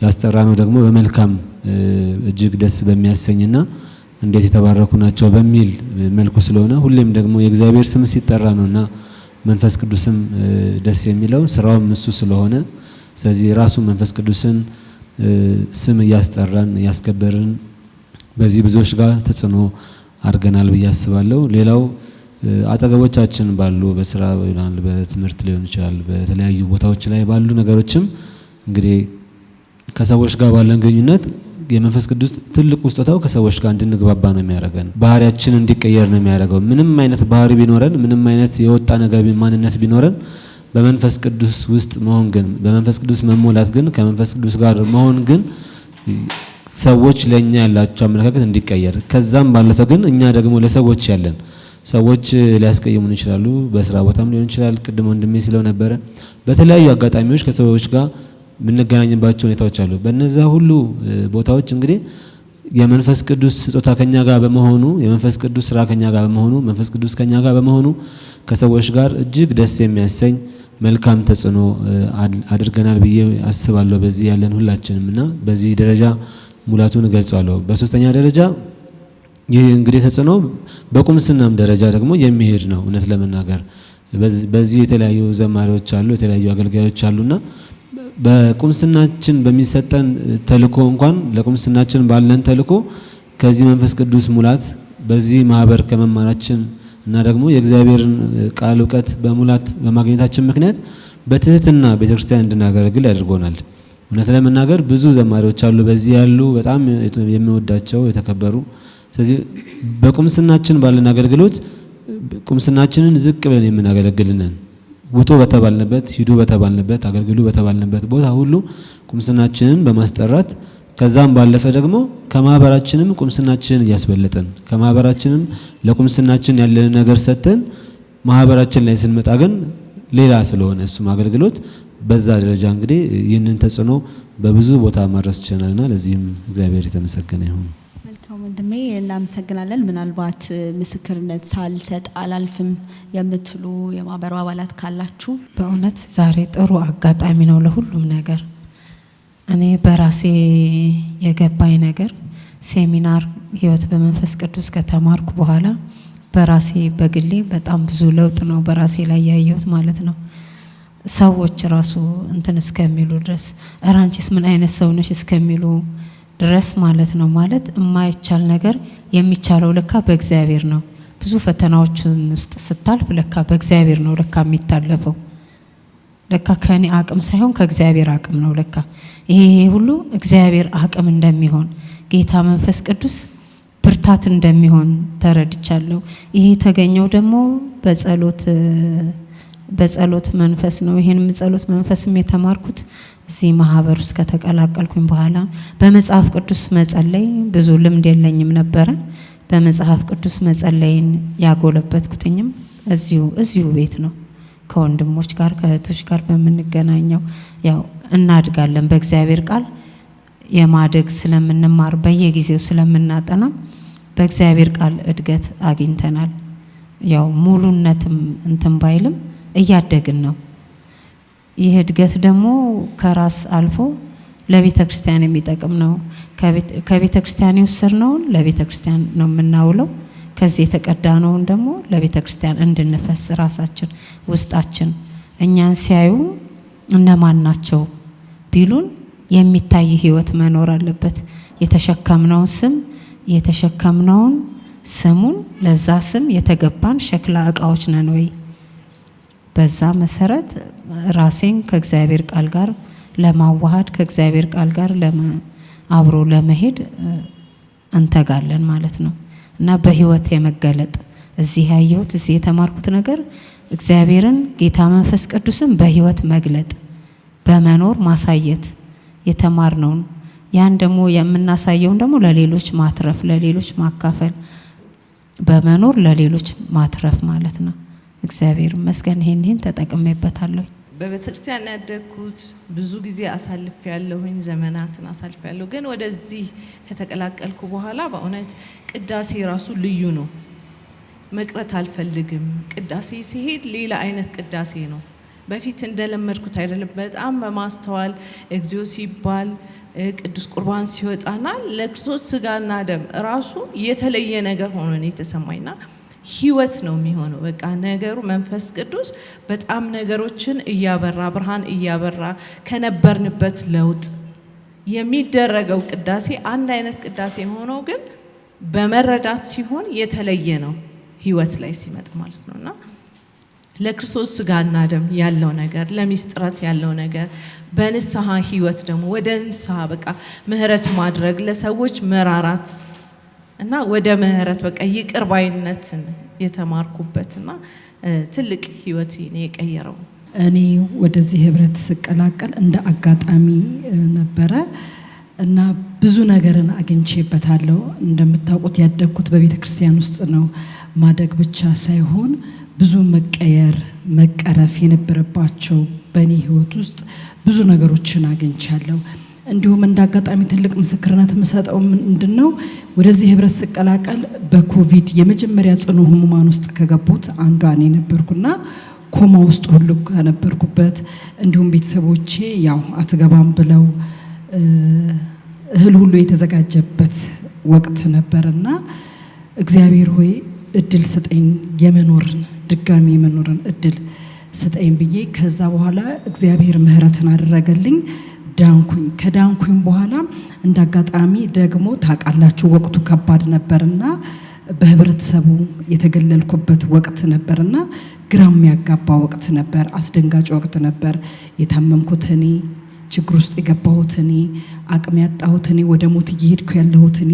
ህብረተሰቡ ግን ምንድነው በዚህ መልክ እኔን ሊጠላኝ የቻለው የሚል ግራ በተጋባሁበት ይሄት ህይወት በመንፈስ ቅዱስ ትምህርት ስማር እኔ መጀመሪያ በውስጥ ያዘጋጀሁት ሌላ ነገር ነበር። ግን የእግዚአብሔርን ቃል ድሮ አላውቀውም አይደለም ስንማር ጸግሽ እያስተማረን እያል ይሄ ነው እንዴ እያልኩኝ እኔም ውስጤ ላይ ያለውን የሰራዊት አምላክ እግዚአብሔር ነው የሚያውቀውና ከዛም በኋላ ስለ እውነት በህይወቴ ለመጀመሪያ ጊዜ ለውጥን ያገኘሁበት ከዛስ በኋላ ለጌታ ቤት በእውነት ላችኋለሁ ያለምንም ወደ ኋላ ማለት እስካሁን ድረስ አገለግላለሁ። ዘመኔን በጌታ ቤት ነው የሚያልቀውና ይበልጥ ለካቶሊክ እምነቴ ጠነከርኩኝ፣ ይበልጥ በረታሁኝ።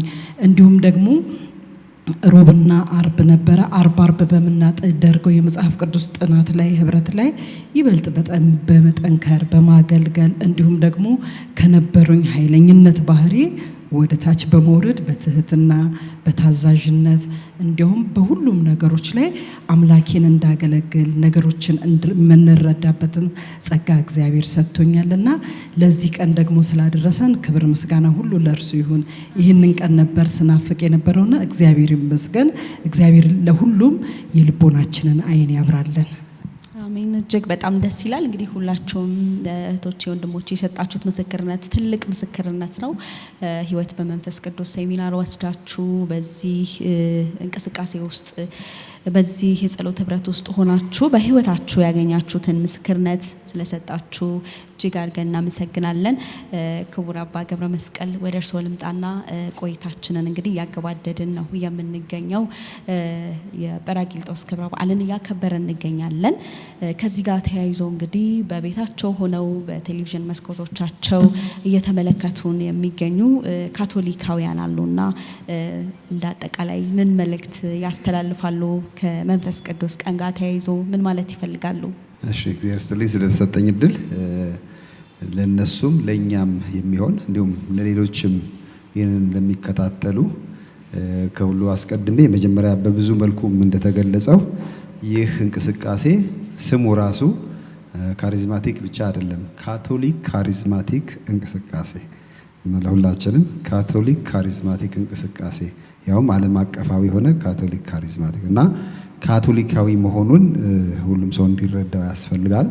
እና እንደ ካቶሊካዊት ቤተክርስቲያን ደግሞ ትልቁ ቦታ የምንሰጣቸው ምስጢራት ናቸው። ዛሬ ክርስቶስን በእኛ መሃል እንዲገኝ የሚያደርገው ትልቁ አምልኳችን መስዋዕተ ቅዳሴ፣ ከዚያ ደግሞ ምስጢራት፣ ሰባቱ ምስጢራት። በእነዚህ ምስጢራት አማካኝነት ክርስቶስ እውን እንዲሆን የሚያደርገው የመንፈስ ቅዱስ ስራ ነው። መስዋዕተ ቅዳሴ ስጋ ወደሙ የምንቀበለው በመንፈስ ቅዱስ ስራ ነው። መንፈስ ቅዱስ በቤተ ክርስቲያን ለ2000 ዓመታት ሲሰራ የነበረ እና አሁንም የሚሰራ የሚቀጥል ነው። አሁን ከኛ የሚጠበቀው ያ የሚሰራውን መንፈስ ቅዱስ ይበልጥ እንዲሰራ መፍቀድ፣ በሱ መበርታት የሚለው ነው። ስለዚህም የመጀመሪያው የዚህ ካቶሊክ ካሪዝማቲክ እንቅስቃሴ መገለጫው ለምስጢራት ትልቅ ቦታ መስጠት፣ ለመስዋዕተ ቅዳሴ ትልቅ ቦታ መስጠት፣ ምስጢራትን ማዘውተር። እንግዲህ አሁን እኔ ኡጋንዳንና ታንዛኒያን በጎበኘሁበት ጊዜ አንድ የተማርኩት እንደ ካህንም የተማርኩት ይሄ ነው። በእንቅስቃሴው መርሃ ግብር ውስጥ የቅዳሴ ቦታ የማይዘለል ነው። ጉዞ እንኳን ካለ 11 ሰዓት ለመጓዝ 10 ሰዓት ቅዳሴ ይቀደሳል። እንግዲህ 11 ሰዓት ተነስተው ሊጓዙ 10 ሰዓት ቅዳሴ እንደሚደረግ እሙን ነው። እንዲሁም ደግሞ 2 ተከታታይ ቀኖች በመኪና ተጉዘን ነበረ። ስንነሳ በቅዳሴ የተነሳ ነው። ስንጨርስም የመጀመሪያው ነገር ስንደርስ ቅዳሴ ይቀደሳል። ስለዚህ ይሄ ለቅዳሴ ያለው ቦታ ትልቅ መሆኑን። ሌላው የንስሐ ምስጢር፣ ለምሳሌ ፕሮግራም በሚደረግበት ጊዜ፣ ስልጠና በሚያደርጉበት ጊዜ ካህናት አሉ፣ ደናግላን፣ ምእመናን ሁሉ አሉ። ግን አንዱ ቀን የንስሐ ጊዜ ነው። በዛች የንስሐ ጊዜ ካህን ያናዝዛል፣ ይናዘዛል። ምእመናንም ሲስተሮች ብዙ እድል አለ ማለት እንግዲህ ግማሹ ካህናት ነበሩ ማለት ይችላል። ስለዚህ በዛች ሰዓት ማናዘዣ ቦታው ጋርድ ነው ሁሉ ሆነ ማለት ነው። አንዱ ያናዝዛል፣ አንዱ በተራው ይናዘዛል። እንደዚህ አንዱ ወዲያው ምን ማለት ነው? ለምስጢራት ያለው ትልቅ ቦታ። ስለዚህ እዚህም ያለው ይሄ ቁልፍ ነጥብ መሆኑን ሁሉ ሰው እንዲረዳው ያስፈልጋል። ትልቁ የመንፈስ ቅዱስ ተግባር እና ታምር በምስጢራት እንደ ካቶሊካውያን ማለት ነው። ሌላው በካቶሊካዊ አንድነት በካቶሊካዊ ህብረት ማደግ ነው። ትልቁ በቤተ ክርስቲያናችን የመንፈስ ቅዱስ ስራ መኖር። ርዕሰ ሊቃነ ጳጳሳት ፍራንቺስኮስም አጽንኦት የሰጡት ይሄ ነው እና በቤተ ክርስቲያን የሚኖረን አንድነት በመንፈስ ቅዱስ የሚመራ ነው። ስለዚህም ማንንም ሳናገል ሳንወቅስ በአንድነት። ሌላው ትህትና፣ ምንም መልካም ነገር ቢኖርን ምንም ብዙ ቢሰጠን የተሰጠን እንጂ የራሳችን ስላልሆነ ትሁት ሆነን ማገልገል እንዳለብን፣ በመዝሙር ይሁን በሙዚቃ ይሁን ምንም እኛ ይዘን የመጣነው ነገር የለም። ሁሉ የተሰጠ ነገር ነው። የለንም ማለት አይደለም ትሁት እንሆን ሲባል አለን፣ ግን ያለን ነገር የኔ አይደለም የተሰጠኝ ነው። ስለዚህ ለአገልግሎት ነው የማውለው እና የመንፈስ ቅዱስም ስጦታ የሚሰጠው እንድናገለግል ነው። ይኸውም በመንፈስ ቅዱስ ስጦታ ለእያንዳንዱ ይሰጠዋል፣ ግን ለአገልግሎት ነው የሚሰጠው። ሌላው እዚህም ያለው በቤትም ያለው አጽንኦት እንድንሰጠው የምፈልገው ነገር ሁሉም ካቶሊካውያን በመንፈስ ቅዱስ ስጦታዎች ማደግ፣ መሞላት፣ መሻት አለብን። መነኮሳት፣ ካህናት፣ ምእመናን ሁላችንም መንፈስ ቅዱስ በጥምቀት ተቀብለናል፣ በሜሮን በሙላት ተቀብለናል። ግን ምን ያህል ያ መንፈስ ቅዱስ እየሰራ ነው በእኛ ሕይወት የሚል ጥያቄ መጠየቅ አለብን። እንደኔ እንደ ክርስቲያን፣ እንደ ካህን፣ እንደ መነኩሴ መንፈስ ቅዱስ ምን ያህል እየሰራ ነው? ምክንያቱም መንፈስ ቅዱስ አምላክ ነው። እግዚአብሔር አብ፣ እግዚአብሔር ወልድ፣ እግዚአብሔር መንፈስ ቅዱስ። እግዚአብሔር ደግሞ ሰውን አያስገድድም፣ ለሰው ነፃነት ይሰጣል። ቅድስት ሥላሴ አምላካችን አያስገድደንም።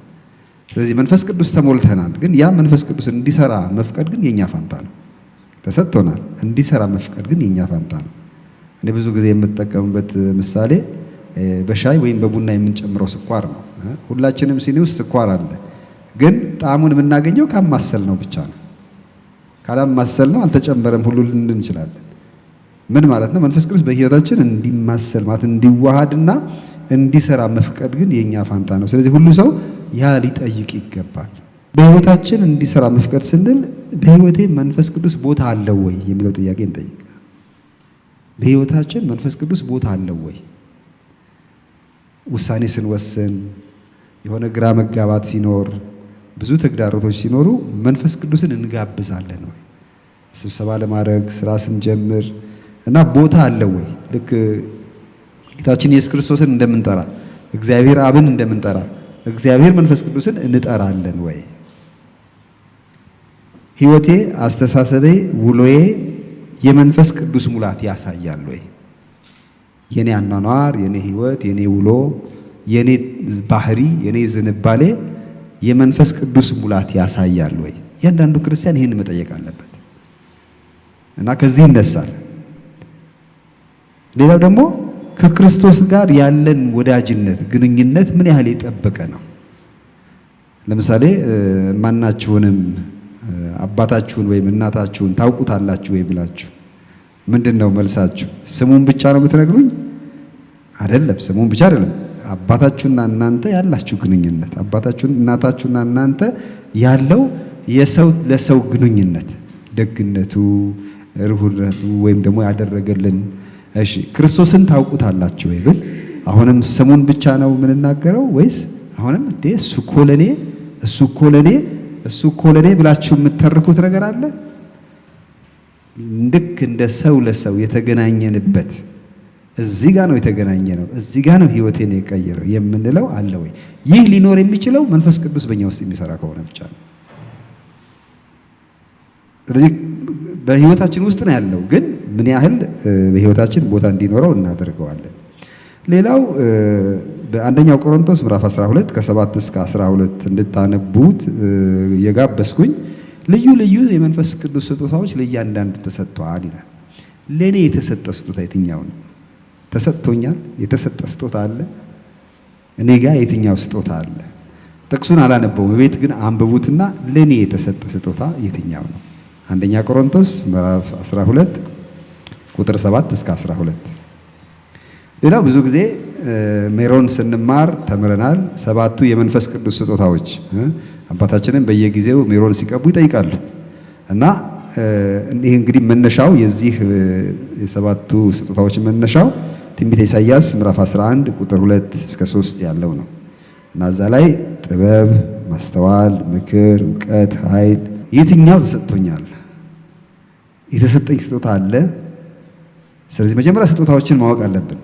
ይህንንም ማወቅ የምንችለው ቆም ብለን ራሳችንን ስንጠይቅና ስናውቅ። ብዙ ነገር አለን ቤታችን፣ ግን እንዳለን የማናውቀው ብዙ ነገር አለ። ተሰጥቶም አለን ብዙ የማናውቀው፣ ግን ቆም ብለን በእርግጥ መንፈስ ቅዱስ የኔ የተሰጠኝ ስጦታ አለ ካለ በዚህ ስጦታ እያገለገልኩ ነው። ምክንያቱም ስጦታ የተሰጠኝ አንድ ለማገልገል ነው፣ ሁለተኛ እኔ በዛ መንፈሳዊ ህይወት ለማደግ በክርስትና ህይወት ለማደግ ነው። ስለዚህ የተሰጠኝ ስጦታ አለን የሚለው ነገር እንድንጠይቅ ቤትም ያሉ እዚህም ያሉ እነዚህን ጥያቄዎች እንዲጠይቁ ጋብዛለሁ። ትልቁ የዚህ የካቶሊካዊት ካሪዝማቲክ እንቅስቃሴ ምናልባት በአማርኛ ማስቀመጥ ካስፈለገ ካቶሊካዊ የመለኮታዊ ጸጋ ስጦታ መነቃቃት እቺ ጥሩ ሳትሆን አትቀርም። ካቶሊካዊ በጸጋ ስጦታ መነቃቃት ዓላማው ትክክለኛና ጎበዝ ካቶሊክ መሆን ነው። ጥሩ ካቶሊክ መሆን ነው። ለዚህም ነው በሄድንበት ቦታ ዩጋንዳም ሆነ ታንዛኒያ ጳጳሳት አንዱ ጳጳስ ምን አሉ? የኔ ካቴኪስቶች መጀመሪያው መስፈርት ህይወት በመንፈስ ቅዱስ ሴሚናር የወሰደ መሆን አለበት። እንዲሁም ደግሞ የኔ ካህናት ሁሉም ህይወት በመንፈስ ቅዱስ ሴሚናር የወሰዱ መሆን አለባቸው። የኔ ሴሚናሪስቶች አንድ ሰው ሴሚናሪ ሲገባ የመጀመሪያው መስፈርት ህይወት በመንፈስ ቅዱስ። ለምን? ጥሩ ካቶሊክ ነው ማለት ነው። መጀመሪያ ነገር ካህን ከመሆኑ በፊት ጥሩ ካቶሊክ ነው ማለት ነው። ካቴኪስት ከመሆኑ በፊት ጥሩ ካቶሊክ ነው ማለት ነው። ነገር ግን አሁንም ሁሉም ሰው የዚህ እንቅስቃሴ አባል መሆን የለበትም። ምክንያቱም በቤተ ክርስቲያን በጣም ዘርፈ ብዙ እንቅስቃሴዎች አሉ። ይሄ አንዱ ነው ከብዙ። ስለዚህ ሁላችንም አባል መሆን ላንፈልግ እንችላለን። ግን ሁላችንም ግን የሚጠበቅብን ንቁ፣ የተነቃቃ፣ በመንፈስ ቅዱስ የተመራ ካቶሊካውያን መሆን አለብን። አጥብቄ ካቶሊካውያን የምለው እኛ እንደ ካቶሊካውያን እንጂ እንደ ሌሎች ለመኖር አልተጠራንም። የተጠራ ነው እንደ ራሳችን እንደ ካቶሊካውያን እንድን ለዚህ የመንፈስ ቅዱስ ስጦታና በመንፈስ ቅዱስ ስጦታ መነቃቃት ያስፈልጋል።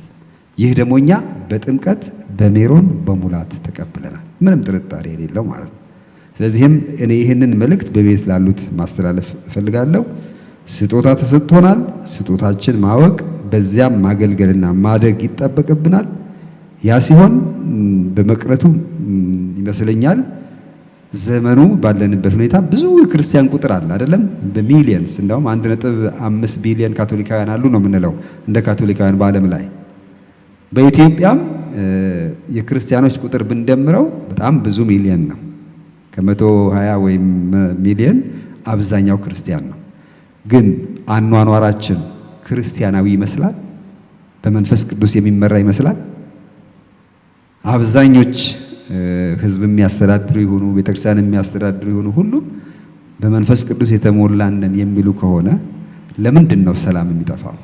ቅድም እህቴ በዚህ መሳተፌ ሰላም ሰጥቶኛል ካለች ለአንድ ግለሰብ አገራችን፣ ዓለማችን ለምን ሰላም አጣ?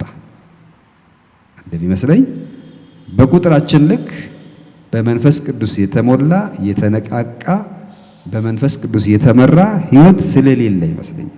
ሁሉም ሰው የሚያገኘውን አገልግሎት እንጂ ራሱን ለመስጠት የተዘጋጀ አይመስልም። ስለዚህ በዚህ ጉዳይ ላይ ቤትም ያሉ እዚህም ያለነው ራሳችንን እንድንጠይቅ ለራሳችን የሚጋብዝ አጋጣሚ ነው። ስለሰጣችሁን እድል እግዚአብሔር ይስጥልን። ሌሎችም ጥያቄዎች ካሏቸው ወደኛ እንቅስቃሴ እና በመምጣት ከፈረሱ አፍ ይባላል። ከሌላ ስሚ ከመስማት ከራሳቸው መስማትና ግንዛቤውን ማሳደግ ይጠቅመናል ብዬ እላለሁ። እግዚአብሔር ይስጥልን። አባ እግዚአብሔር ይስጥልን፣ እናመሰግናለን። እንግዲህ ወደ መንፈስ ቅዱስ ይበልጥ እንድንቀርብ የተሰጡንን የመንፈስ ቅዱስ ጸጋዎች እንድንፈልግ እንድናውቅ፣ እንደዚሁም ደግሞ ወደ እግዚአብሔር ቃል እንደዚሁም ወደ ክርስቶስ ይበልጥ እንድንቀርብ ጠንከር ያለ መልእክት ስላስተላለፉልን እጅግ አድርገን እናመሰግናለን። የእግዚአብሔር ስጦታ ኃይልና አምልኮ ታምራቱን ሰጠን መንፈስ ቅዱስ ልኮ ያስታውቀን ዘንድ ሕያው ትምህርቱን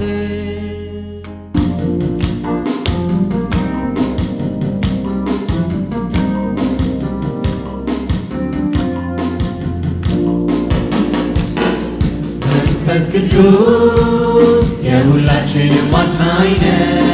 መንፈስ ቅዱስ የሁላችንም ፈዋሽ ነህ።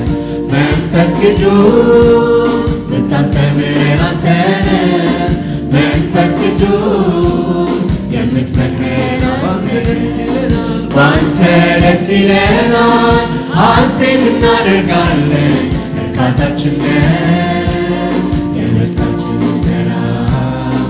አብረኸን የምትኖር ሁሌም አትለየን፣ በህላዌ ያለን ዘውትር የምትጠብቀን። ባንተ ደስ ይለናል፣ ሐሴት እናደርጋለን። እርካታችን ነህ የነፍሳችን ሰላም። አብረኸን የምትኖር ሁሌም አትለየን፣ በህላዌ ያለን ዘውትር የምትጠብቀን።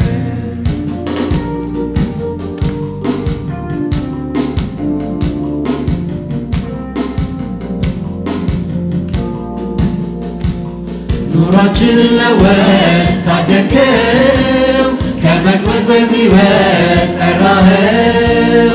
ከጨለማ ሕይወት ወደ ብርሃን ለወጥከው አየርን ስትመራን። ኑሯችንን ለወጥ ታደግከው፣ ከመቅበዝበዝ ሕይወት ጠራኸው። ከጨለማ ሕይወት ወደ ብርሃን ለወጥከው አየርን ስትመራን።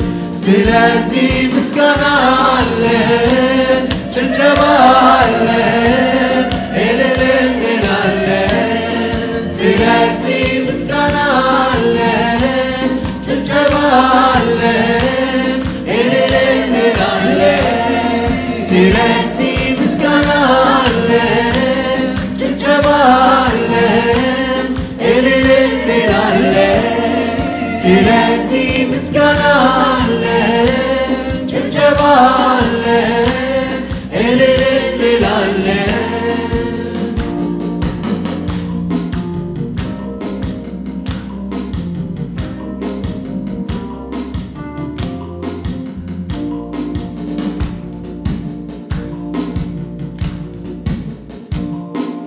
ክቡራትና ክቡራን ተመልካቾቻችን የጰራቅሊጦስ ክብረ በዓልን ምክንያት በማድረግ ከካቶሊክ ካሪዝማቲክ እንቅስቃሴ አባላት ጋር እንደዚሁም ደግሞ ከእንቅስቃሴው መሪዎችና ከመሪ ካህን ጋር ያደረግነው ቆይታ የተከታተላችሁትን ይመስል ነበረ።